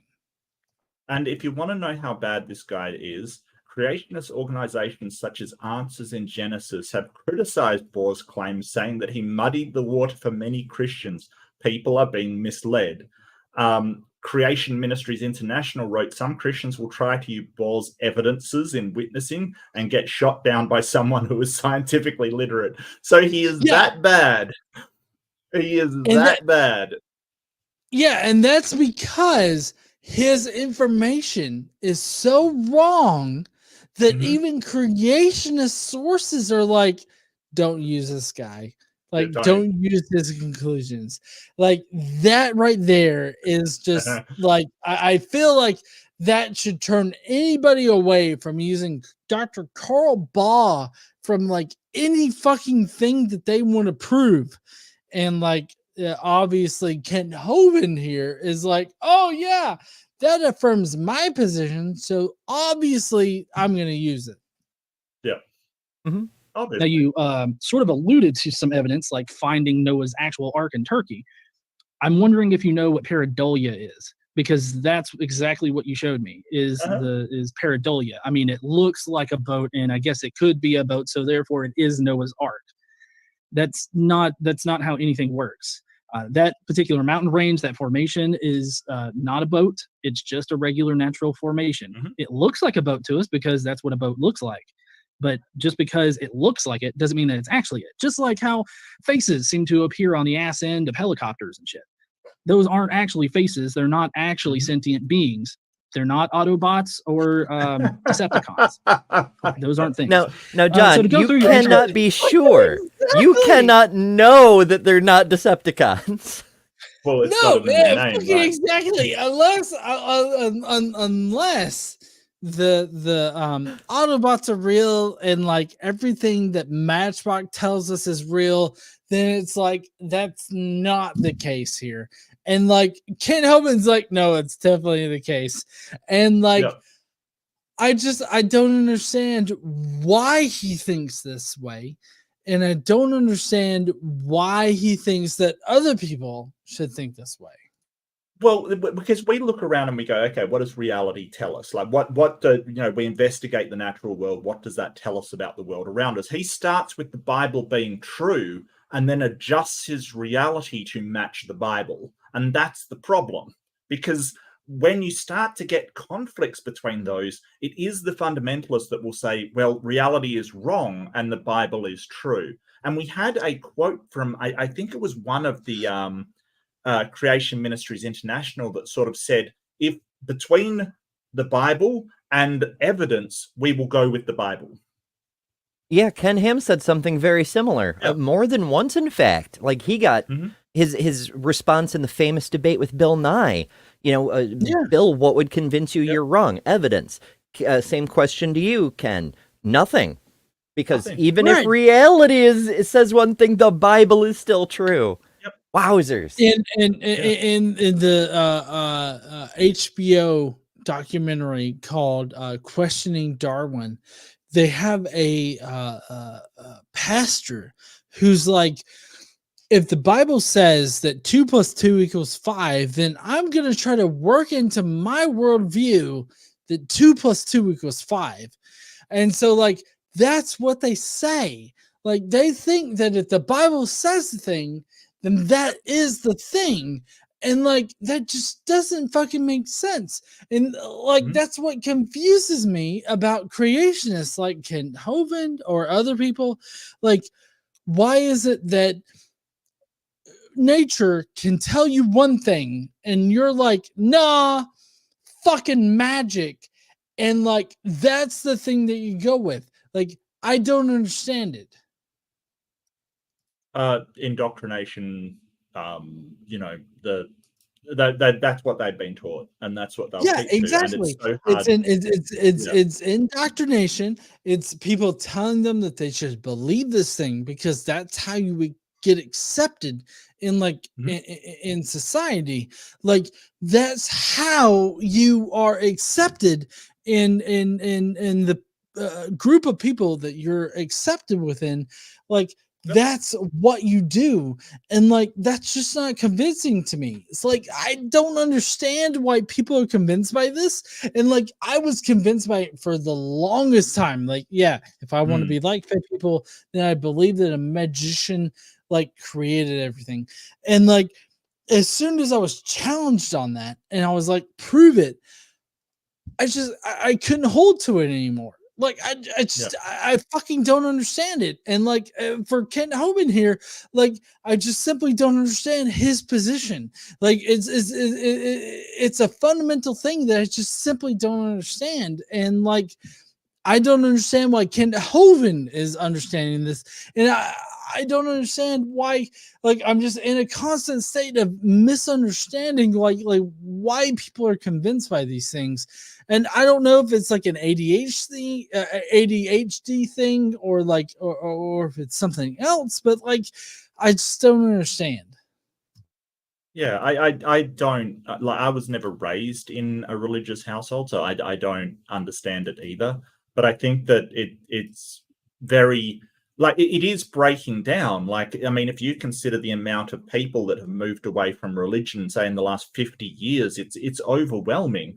The Pew Research Center has a study that shows by at the latest 2070, if everything religion does is right and they don't have any more scandals or any more, things that, show them to be wrong, that they will lose majority of people in the US by 2070. So people are moving away from it. And outside of the US, you see that throughout the rest of the world.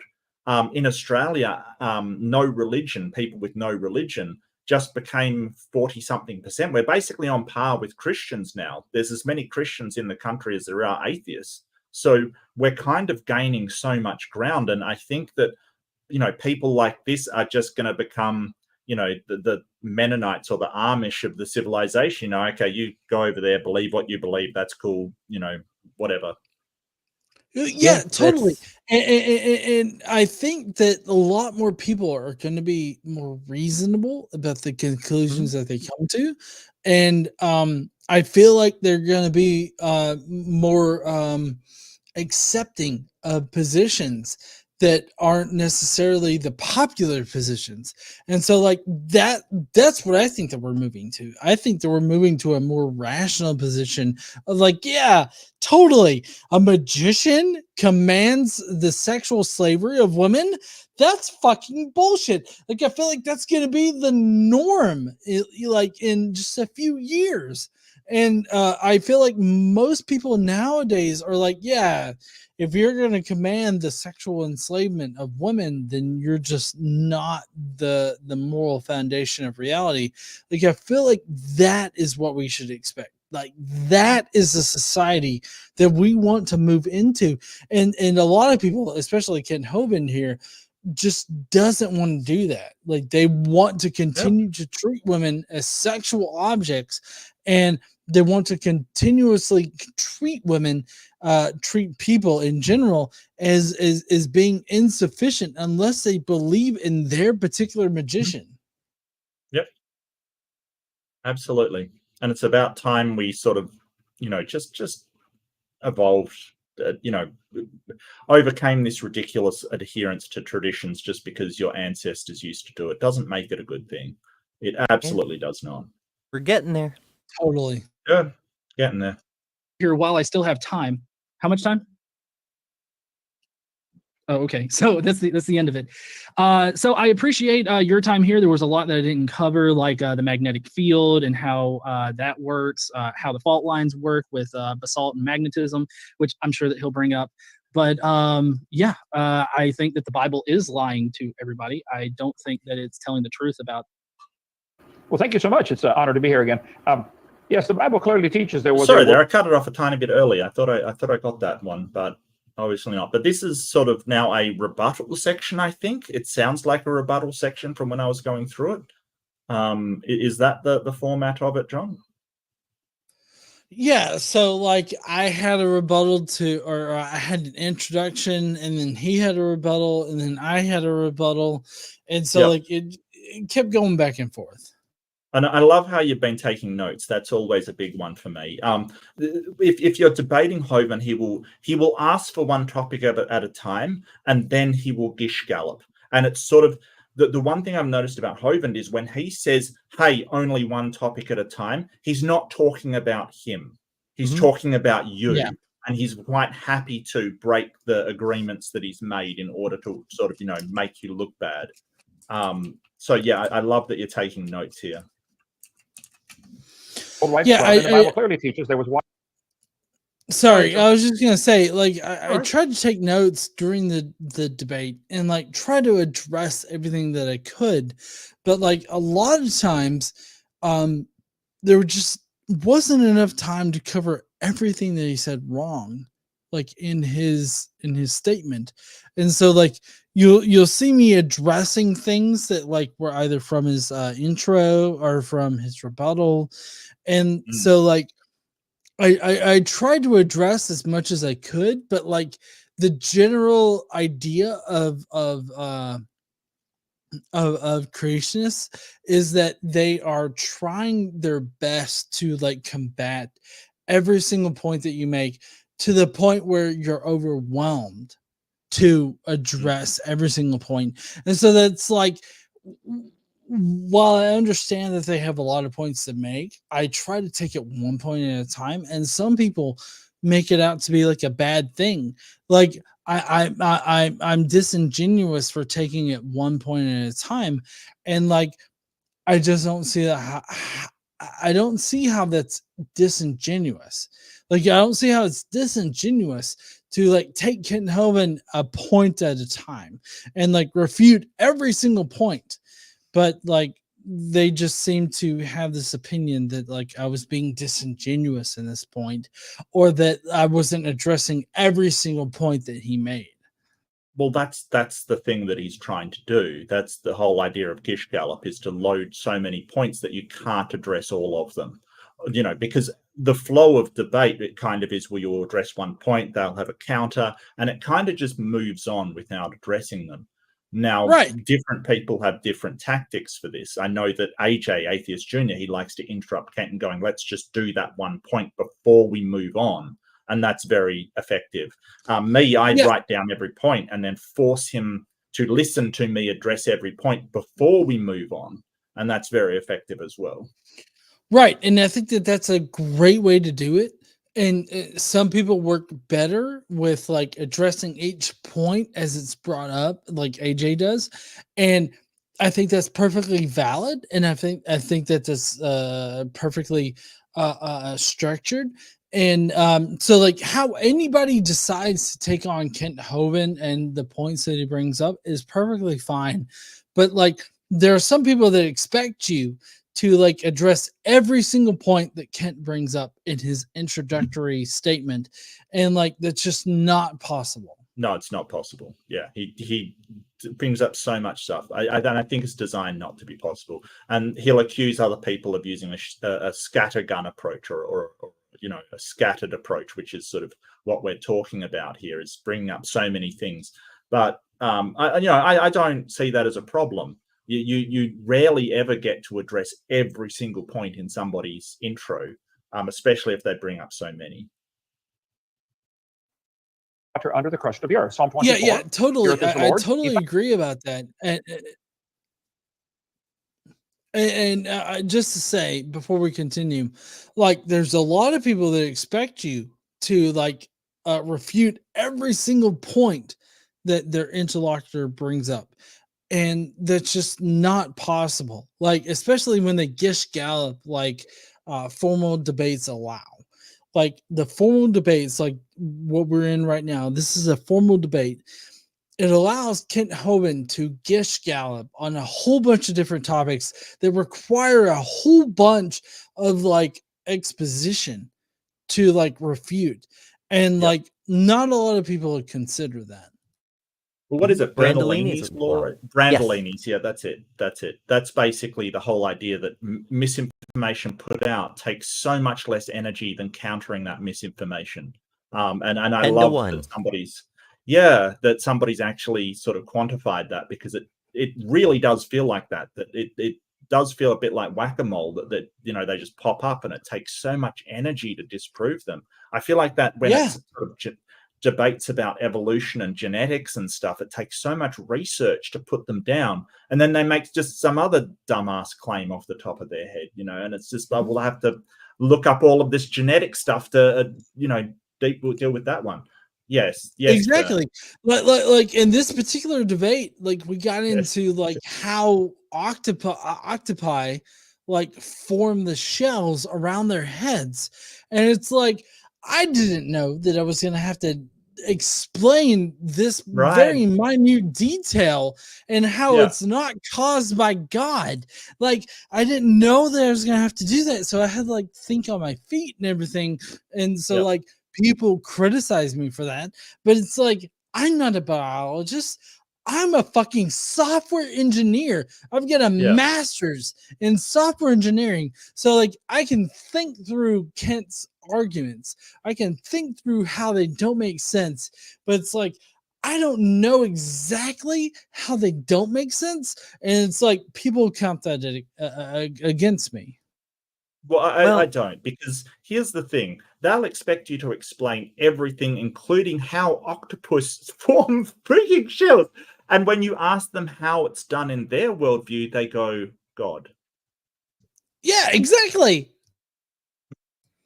Like, it's so Sorry, go ahead. ridiculous. They could just invoke a fucking wizard and like everything's explained, but yet I've got to explain the minutia of like how Yep. shells are formed around a fucking octopus. It's like, it's just so crazy to me. Go ahead, Ember. What were you going to say? A couple of things. The first, Maya beat me to it. You, as an atheist, you're expected to have a PhD in literally every subject and subsubject. Yeah. If there's one thing you don't know, aha, therefore God. Like the Dr. Banjo clip that if evolution comes up, we may get to it later because it's fun and traditional. And you know. Yeah, exactly. Yeah. Sorry to piggyback off of what Ember is saying here. Like, people personally messaged me like on Facebook. Like, these are people that are quote unquote friends of mine that are like, you lost this debate. Like, you couldn't explain the things that Kent was saying. Like, you couldn't say the correct things that Kent was as a rebuttal to what Kent was saying. And so like, it really fucks with me that people are like, oh, you lost to Kent Hovind. And it's like, I'm sitting there saying things that are rationally like established, while Kent is just appealing to magic.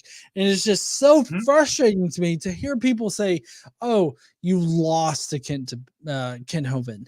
And like, that's just so unreasonable to me, considering the things that he's saying.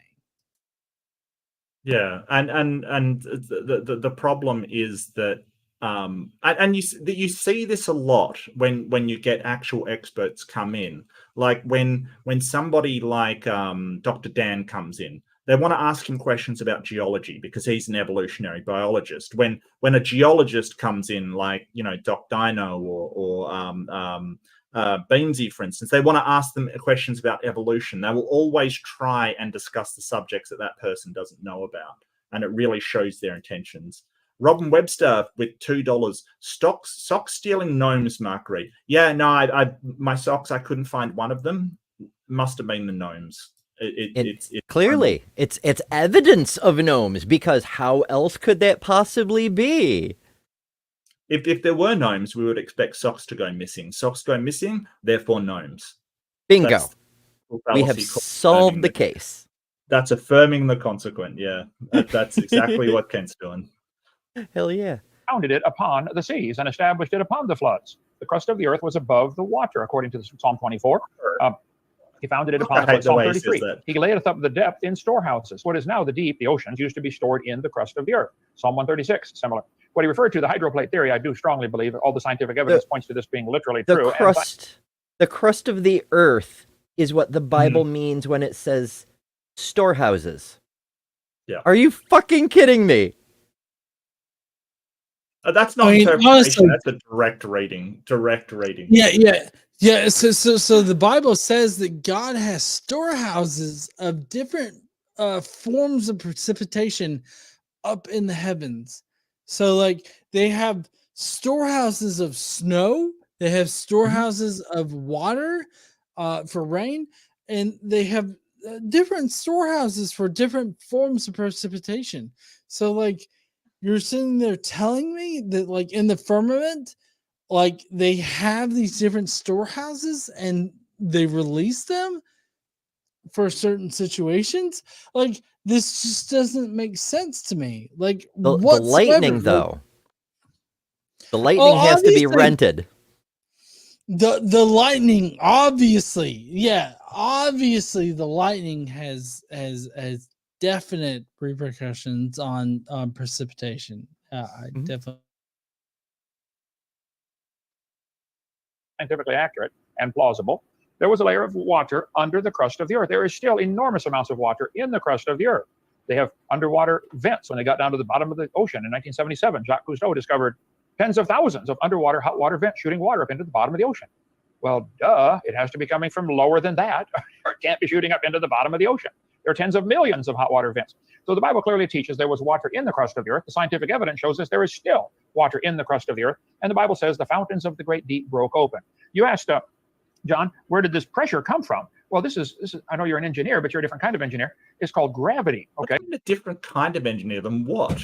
Like, seriously. It's called gravity. It's called gravity. Oh, shit. How does gravity provide pressure? What? Maybe he's trying to say the gravity beneath the crust is higher for some reason. I don't. I'm very confused by this. Wow. I wonder where. Never mind. I know where Kent thinks the water came from in the first place. Of course, there's water beneath the crust of the earth. It's the atmosphere, the hydrosphere, all the things above the actual granitic crust is because of outgassing. Because when planets form, they're very hot, and there's things moving around and mixing and so on, and pressures build up. And like we were discussing earlier, when you get too much pressure, when you have more pressure under the crust than the crust itself can hold back, it ruptures and the shit comes out. And if you did that on the moon today, there's no atmosphere. So what happens? The matter is held close to the surface, but it doesn't actually go anywhere. It won't go back underground, so it just kind of lingers there. That's how the atmosphere got here. That's where the water came from. It's all outgassing. For fuck's sake, Kent. Yeah, I mean, he doesn't understand this. Oh, he doesn't understand a lot. The planet is still Fountains of the deep outgassing. broke open. Rock on. Look at this thing. What? What does it say? Fountain rupture phase. Really scientific there. I mean, obviously, guys, like this is a scientific description of like how the waters erupted from the crust. Like, come on. I seriously, I am feeling like you look in this picture. Like, what the hell is that? Yeah, I mean, obviously, like I look like, what the fuck is he showing? Like, what the fuck is this? This is evolution is just lines on paper, Hovind. You know, like, come on. On top of water would exert pressure just by simple gravity. And if it can ever find a place to get out, it'll come squirting to the surface. A cubic foot of rock weighs about 160 to 180 pounds, depending what kind it is. And if you stack it up 10 miles high, you got 30 tons per square inch. Just simply gravity. There's your pressure. You mentioned pressure inside the earth. Well, the one crack develops, you could launch rocks into outer space. At least he believes in gravity. Well, that's true. That's true. He's not a flat earther. Yeah, that is the one concession I'll make to the man. He's not a flat earther. Yeah, exactly. Sorry, missing mod. no, it's just simple gravity pulling the rock down. Once the rock cracks and finds a place to, the water finds a place to escape, it'll launch things out into orbit. All you have to do is get up to escape velocity. At the surface, it's about 25,000 miles an hour and diminishes rapidly as you leave the effective gravitational pull of the Earth. So it's common sense. Maybe the craters on the moon were caused by stuff being blasted off of Earth and the moon eventually running into it. It is clear that the near side of the moon, the crater system is very different than the far side of the moon, indicating something was different back then. And there are huge craters all over the Earth, probably from the rocks that blasted out. So I cover all this on video number 2, which you can get and return. In video number 2, buy my DVDs. But seriously, this is the Luna Bukaki thing. This is my head. Is the, it hurts right here. Right here. Even the piece of crap that is Steven Anderson sort of said, this is just nonsense. And yeah, it is. Like the force you would need to be able to send boulders into orbit. Come on. We have the actual meteorites from not the Barringer crater in Arizona. It's still believed that the remnant of the impactor is somewhere beneath the crater floor there, but we have lots and lots of meteor remnants. They're very extra. So, okay, I should back up. Every celestial body that we've ever found has a chemical signature, right? Like the Earth has a very high level of oxygen. The moon has aluminum oxide. And It varies. Using spectroscopy, we can generally get an idea of the elemental composition of a planet or other celestial body. Sometimes we'll even send probes to check it directly, which is really cool. The point is, the meteors and asteroids that we have collected are very, very definitely not from Earth. Yes. What the fuck, Kent? Exactly. No. So strange. After you got to pay for it, then buy it, watch it, copy it, send it back. $50 for the whole series. Buy my DVDs. So you asked about where did the rocks come from? Where did the water go? John, it's still here. It's in the ocean. The oceans are huge. The oceans today cover 70% of the planet. But the oceans average 12,000 feet deep. The whole planet. Yeah. No. Yeah. Yeah. But We're missing some. My calculations are including the amount of water that's currently on the Earth, plus what would need to be added to cover like the highest peak on the Earth, as far as we understand. So yeah, it just seems insurmountable, like the amount of water that he wants. Yeah, we need we need the blood of Jesus to save our hypothesis. Obviously, the blood of Jesus is needed. It solves the problem, I must admit. Yeah, Jesus saves. We just didn't know how. Yeah, that's how. Yep. Less than 3,000 feet high. If you smoothed out the Earth right now, the water would be 8,000 feet deep everywhere. You said there's not enough water to cover the Earth. For heaven's sake, a cup of water would cover the Earth if you spread it real thin. I said years ago that one drop would cover the Earth if you spread it real thin. That's true, but you get down to just a few molecules per square centimeter. But it's true, one drop would cover the Earth. So 8,000 feet of water. One drop would cover the Earth. Right. But that doesn't cover like the mountains that reach like several thousand feet up. Like, we're not talking about like covering the entire Earth. We're talking about covering the surface area of the Earth. Like, what he's saying, it just doesn't make sense. Yeah, it needs to have sufficient depth to reach the highest mountains, because the Bible says that the highest mountains were covered. That's it. You can't say one drop will do that, because it will not do that. That's, yeah. I mean, well, a really big drop. I mean, it literally will not. Like, what he's saying is not what's represented in the Bible as far as he understands it. Yeah. Worldwide would be the average if the Earth were smoother. If you push the continents down, raise the ocean floors up. So where did the water go? It's still here. It's in the oceans. Come on down to Lenox, Alabama. We'll drive down to Pensacola Beach. I'll show it to you. And you can see where the water went from Noah's flood. You mentioned about this debate is really about geology and versus the Bible. I love earth science. I taught earth science for 15 years. Be glad to have a quiz on that. That's not what he actually said. It's kind of catastrophism versus uniformitarianism is what more accurate to say. And I mean, I live in Alabama. I've been to Pensacola. Like, I've been to these places.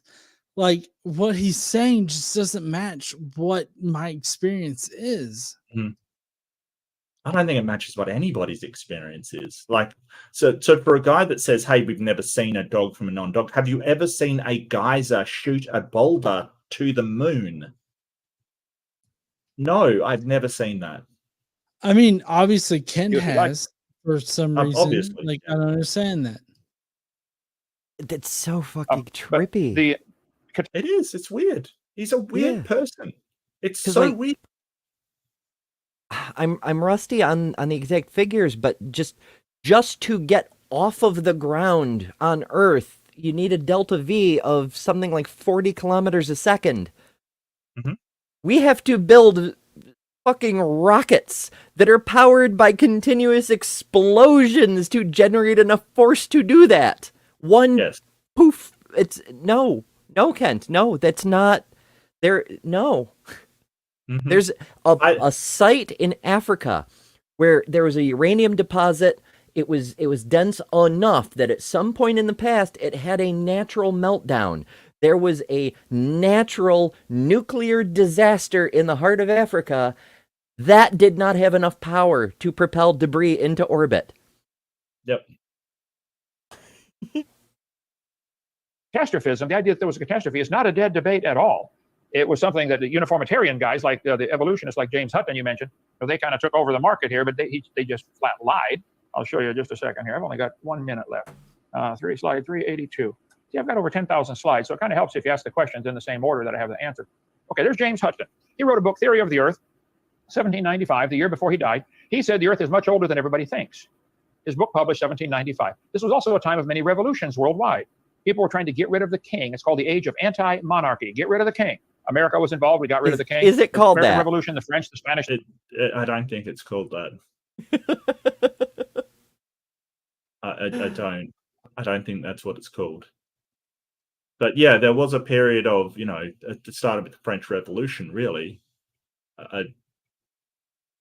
I don't know what this has got to do with geology and Noah's flood is beyond me. This seems like just so. Ken, if you don't know, he's a sovereign citizen, and aside from everything else, he's a conspiracy nut. He loves conspiracy theories, especially about himself, like that the government tried to take his DVDs away so people wouldn't see something in DVD 5 was just ridiculous. So yeah, it's kind of so stupid.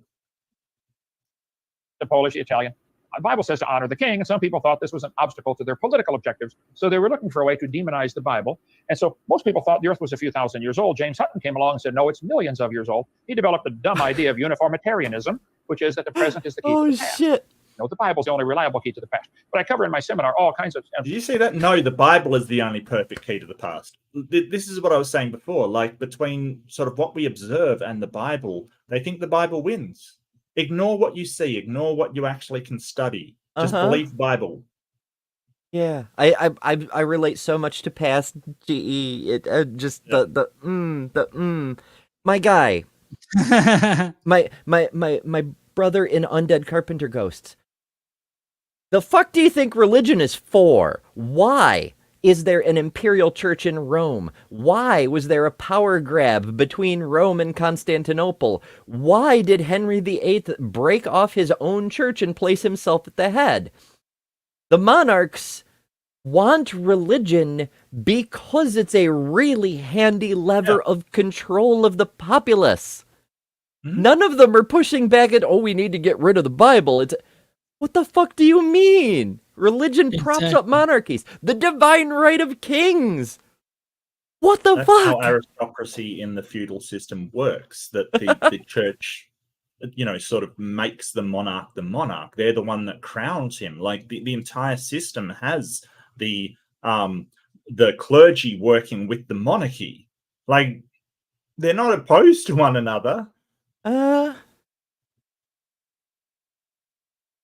Seminar part 4 lies in the textbook about the crazy geologic column, which does not exist any place on the planet except in the textbooks. I'm in a room full of textbooks here. Come on down, I'll show it to you.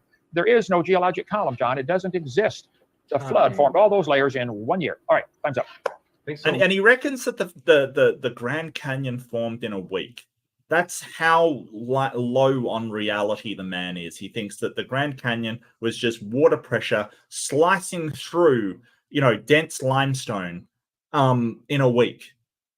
I love it when they bring up the Grand Canyon. I mean, his son Eric makes an absolutely fantastic argument about the Grand Canyon. All the layers, all the geologic layers deposited by the flood. Also, the flood carved the Grand Canyon.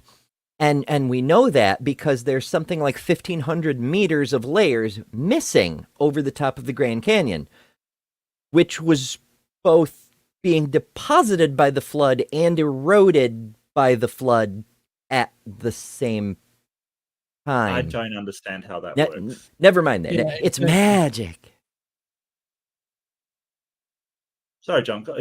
If you need to contribute something, go for it. No. I was just gonna say exactly like everything that Ember's saying is exactly the point that I'm trying to make. Much we appreciate it, and now we will go into the rebuttal from Godless Engineer. No, this is what I want to John, the clock set for you, and I will start on your first word. Woof. I think we might have you on mute yet. I'll reset the timer. Go ahead. All right, so that was painful. Yeah. So now, starting from back when Kent first started in his opening there, Kent starts out with his entire basis for why he thinks the Earth is 6,000 years old and why a flood actually happened. That would be because the Bible says. And that's ultimately what Kent leans on here to justify his idea that an actual flood existed. And then he moves on from that position to find evidence in reality that seems to support his position, even if he has to distort that. Like, for instance, saying the rock cycle isn't a real thing. I don't know what that was about, but that's just ridiculous. He also stated how people used to live to about 1,000 years old or something like that. That's actually not supported by anything that we have, like in either biology or history in general. It's not supported anywhere other than in the Bible, because the Bible says. Then he said the thing about whether or not you think that the Bible is lying. Of course, I think the Bible's not necessarily lying. Sorry, maybe that was a little bit of a gotcha kind of statement, because I don't think that the Bible was meant to record history. I think that it was meant to teach theology. And when you're looking, and I love this. You're separating, what we know scientifically from what the Bible was supposed to do. This is really good. I like this, because it's basically saying, hey, it was just people understood things differently back then. We don't have the knowledge that we do now. Why would we? Why would Iron Age people? Yeah, exactly. Teach theology. And Iron Age people would not understand the fossil record or the geologic column or anything like that. They would just give events as they saw them. Instead of history, you don't get history. But a lot of people want to read history into theology. Correct. So, and then he talks about the 350 flood legends. Just because there's a lot of flood legends out there doesn't mean that the flood actually happened or that the Bible is correct. I'm sure floods have happened like all over the earth. People have come up with floods or have experienced floods in probably just about every continent. He talked about the rounded gravel. That's got a very easy explanation of water erosion. And then he talked about the Earth spinning at 900 miles per hour at a certain thing as a way that these rocks would have become rounded off. And I don't know why you think that whatsoever. For one thing, the reference frame of the Earth would have the rocks moving at the exact same speed, so it wouldn't feel any kind of change in velocity or whatnot, other than whatever forces are acting on it. So you're talking about the inertial reference frame here, that they would still have exactly the same momentum as the rest of the planet. Yes, absolutely. It's moving along with the Earth. Also, because I do a lot of flat Earth debunking, I know that the speed from a reference frame outside of the Earth is not applicable to a reference frame on the Earth. So on the Earth is spinning at like 0.000 something rotations per minute.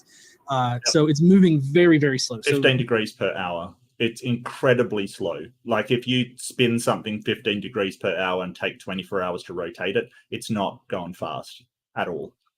Thanks, Bob. And we don't.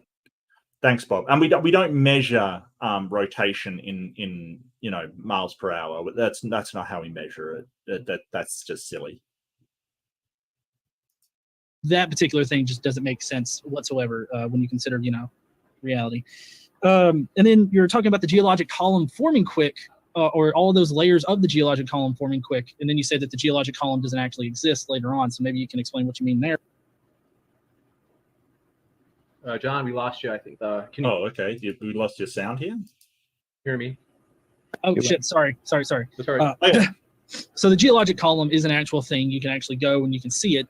And the reason why we know that this is a thing that happens is because it's what we observe in reality. It also matches everything else that we find in reality, like the radioactive decay rates and how fast that happens for particular elements. And you can run those on the particular layers, and you can double check to see, that this is actually that old. Yeah, so Kent loves doing this, putting up like slides that refute his opponent while he's going along, and it's kind of pretty annoying, and kind of pretty dodgy, to be honest with you. It's just a dishonest way to sort of have a debate, because he's trying to take focus off what John's saying. But John made the notes. He's addressing every point one by one. I don't like people that saying that, hey, he did a bad job. I don't see it. Like he's addressing every single point. Not that, hey, we don't just find in textbooks. There is a ton of literature and geology that actually show us that this is true, and radiometric dating, all the various different techniques, is absolutely one of them. I don't At the moment, I don't think John deserves criticism for this, to be honest with you. Yeah, so far so good. I mean, all Kent's got to use for his dishonest refutation is another unsourced assertion, which itself is demonstrably not true. Now, you do get a date range because of how imperfect the dating is, but you do get a pretty good range, and it is not in the thousands of years. It's actually in the millions of years old. You talked about underwater caverns. Yeah, underwater caverns exist, and they have water in them. I would say that that's a product of gravity pulling water down as far as it can. Like if there's a cavern that water can get into, it's going to fill it. So I don't know what that was supposed to prove. Again, with the 8,000 feet of water being able to cover the Earth, you talked about how a drop of water could cover the entire Earth. While true, that doesn't mean that the entire Earth was flooded. Yep. Also, my calculations for how much extra water would be needed, like the volume of extra water was needed, includes the current diameter of the Earth, which would include sea level. So it would already include how much water is on the Earth. I'm saying you need on top of the water that's already here, you wouldn't need that much. So that's the explanation for that. Now, in your little diagram of the water... I think he's got time. Was that James? It's actually a time. Yeah. So. Oh, sorry, I didn't know. Oh, sorry. Yeah. And that's the thing. Like, John's going through trying to refute every single point that Kemp brought up. But Kemp brought up so freaking many that it's really hard to get to all of them, right? So this isn't John's fault. Like he just keeps throwing out crap. Like, you've got to basically be incredibly quick to get through all of that. And I honestly don't think there was enough time. I don't think there was enough time. Correct me if I'm wrong, but...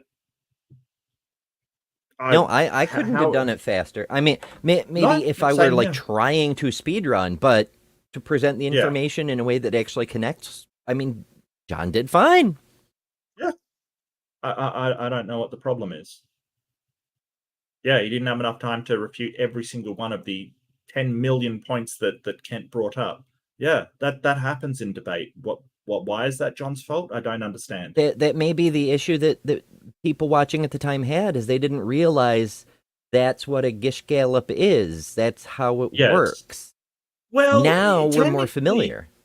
Well, technically, you don't really Gish Gallop in an introduction. You bring up multiple points in introduction for discussion, but people talk about scattershot, where in the introduction you bring up so many points, and flat earthers do this a lot, so many points you couldn't possibly cover them all, kind of thing. Like, we understand that it's not really Gish Gallop because you're really not you're expected to bring up multiple points in the introduction.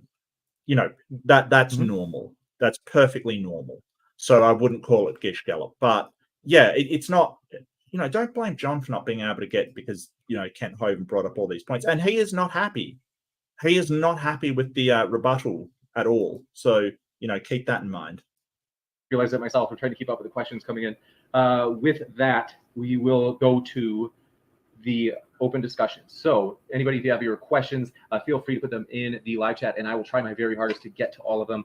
We have kind of doing a short and sweet spiel today. So we really won't get to all of them, but we're going to try to go as fast as we can. So for the open discussion, we've got about 20 minutes, and starting the timer now. Gentlemen, the floor is yours. The floor is whose? His or mine? And are we discussing the questions, or what he just said? Another rebuttal? This is just open discussion. Yeah, it's an open discussion. I just used a lot of time, so if you want to ask me a question or explain something to me, as long as it doesn't go too long, I mean, I would say go ahead and ask. You made quite a few, I would say, false statements about me. You accused me of distorting things and being dishonest. I resent that greatly, and I think that's slander on your part.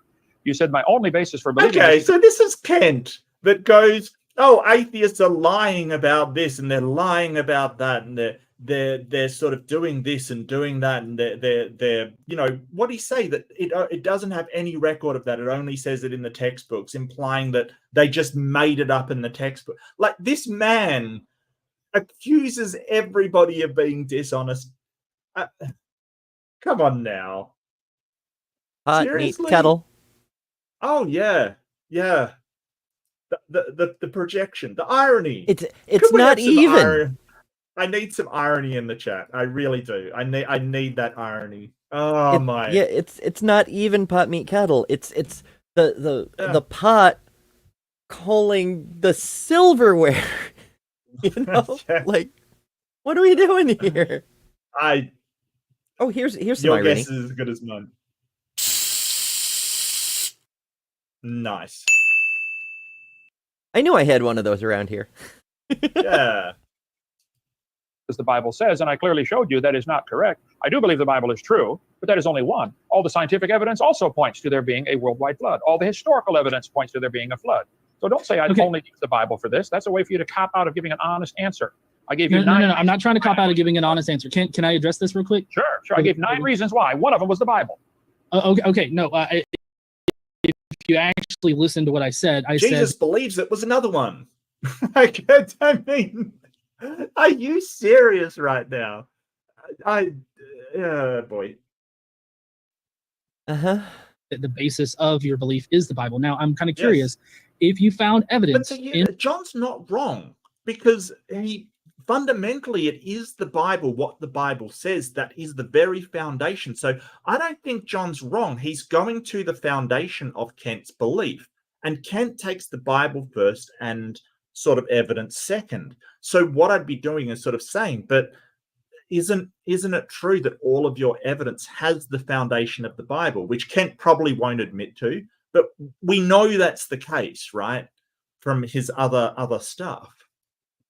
You know, now that we're more than 2 hours in, it's only people who actually want to watch this that are still here.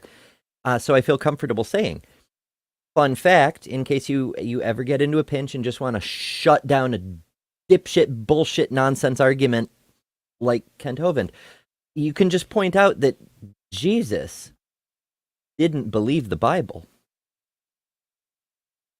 Well, he was Jewish.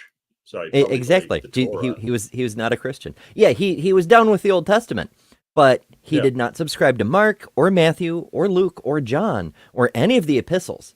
None of these things did Jesus himself preach, so why should Kent? I agree. And we don't have the gospel of Jesus either. So there's that. Reality that the Bible was wrong in some kind of way in this context, would you say that the Bible is always correct, or would you say that the Bible is wrong in that instance? If you can find evidence that shows the Bible is wrong, I will admit it was wrong.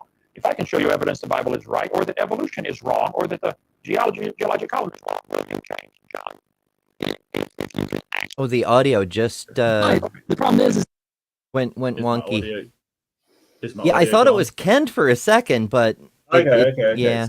Sorry, I've got to close and reopen Chrome. I'll be back in 1 second. Feel free to chat among yourselves. I might just wait 1 second. You know, All right. honestly, this doesn't surprise me coming from Kent. Like, his apologetic arguments, like they don't surprise me anymore.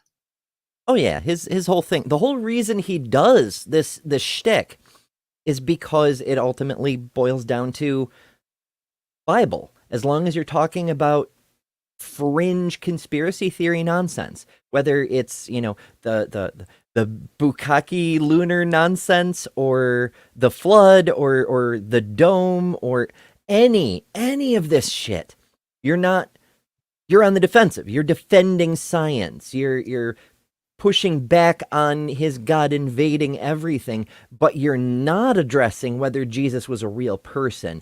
You're not addressing whether there's any warrant to worship this being, even if he was. It's a Mott and Bailey kind of thing. And it's kind of, he'll make these statements so fast, really difficult to sort of say, well, I'm going to refute all of this stuff. Like, I mean, I don't know. It's very, very strange. I'm trying to find where we're up to. My bad. Sorry, StreamYard does this occasionally. It really annoys me, but I should be able. I feel you on this one. Yeah. Are you okay to continue, John, or do you want to call it there? I'm more than happy to. You know, I know it's sort of getting late up your end, so I'm more than happy to call it if you want to. I would like to get to the dork, but you know, are you happy to continue? Yeah, I mean, I'm good for a few minutes. I'm trying to get to the part where he mentions the whale penis. Like that's my goal, but Well, we could call it here and do a part 2 on Ember's channel because we switch channels each week. And if you would like to come back next week to Ember's channel. yeah, I mean, I could totally do that, but Okay. it's up to y'all. No, well, I mean, it's sort of. I'm not sure if we're going to get through the whole thing in this session.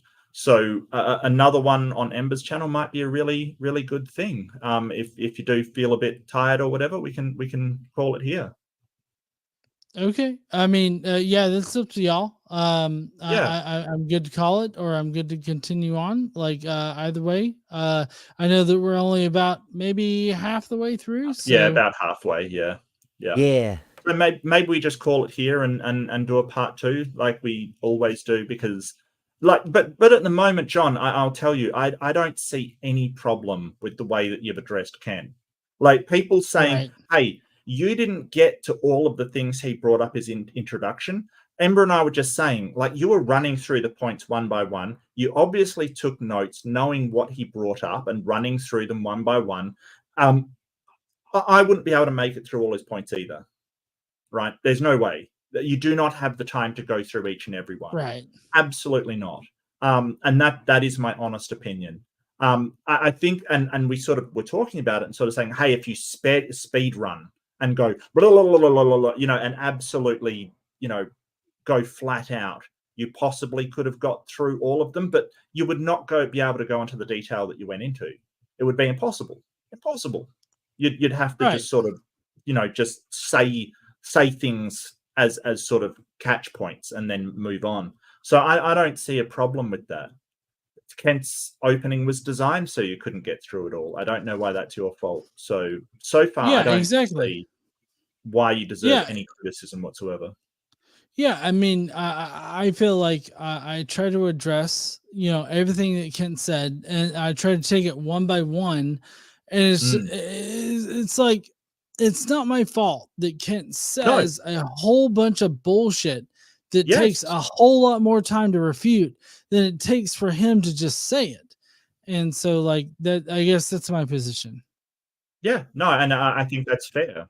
I think that's 100% fair.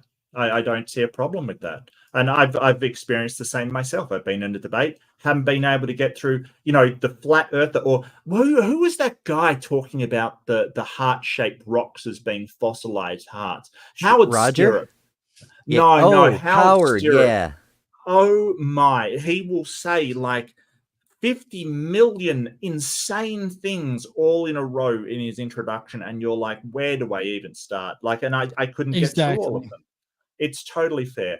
But I want to say thank you for joining us, John. It's really a pleasure. I'd love to have you back next week. Next week, we're going to be on Ember's channel, and I'm not sure if Pragmatic Crystal, who usually does our links, because they are awesome, is still around. So I'll grab Ember's channel for everybody.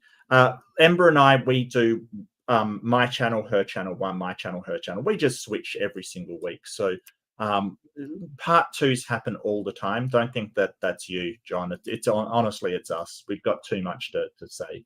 But that's Ember's channel. But an absolute pleasure to have you on. It's been awesome. And, nice to see that Hovind has not changed in like 5 to 10. Like, it's exactly the fucking same. Like, seriously. I mean, obviously, apologists like Kent Hovind is not going to change.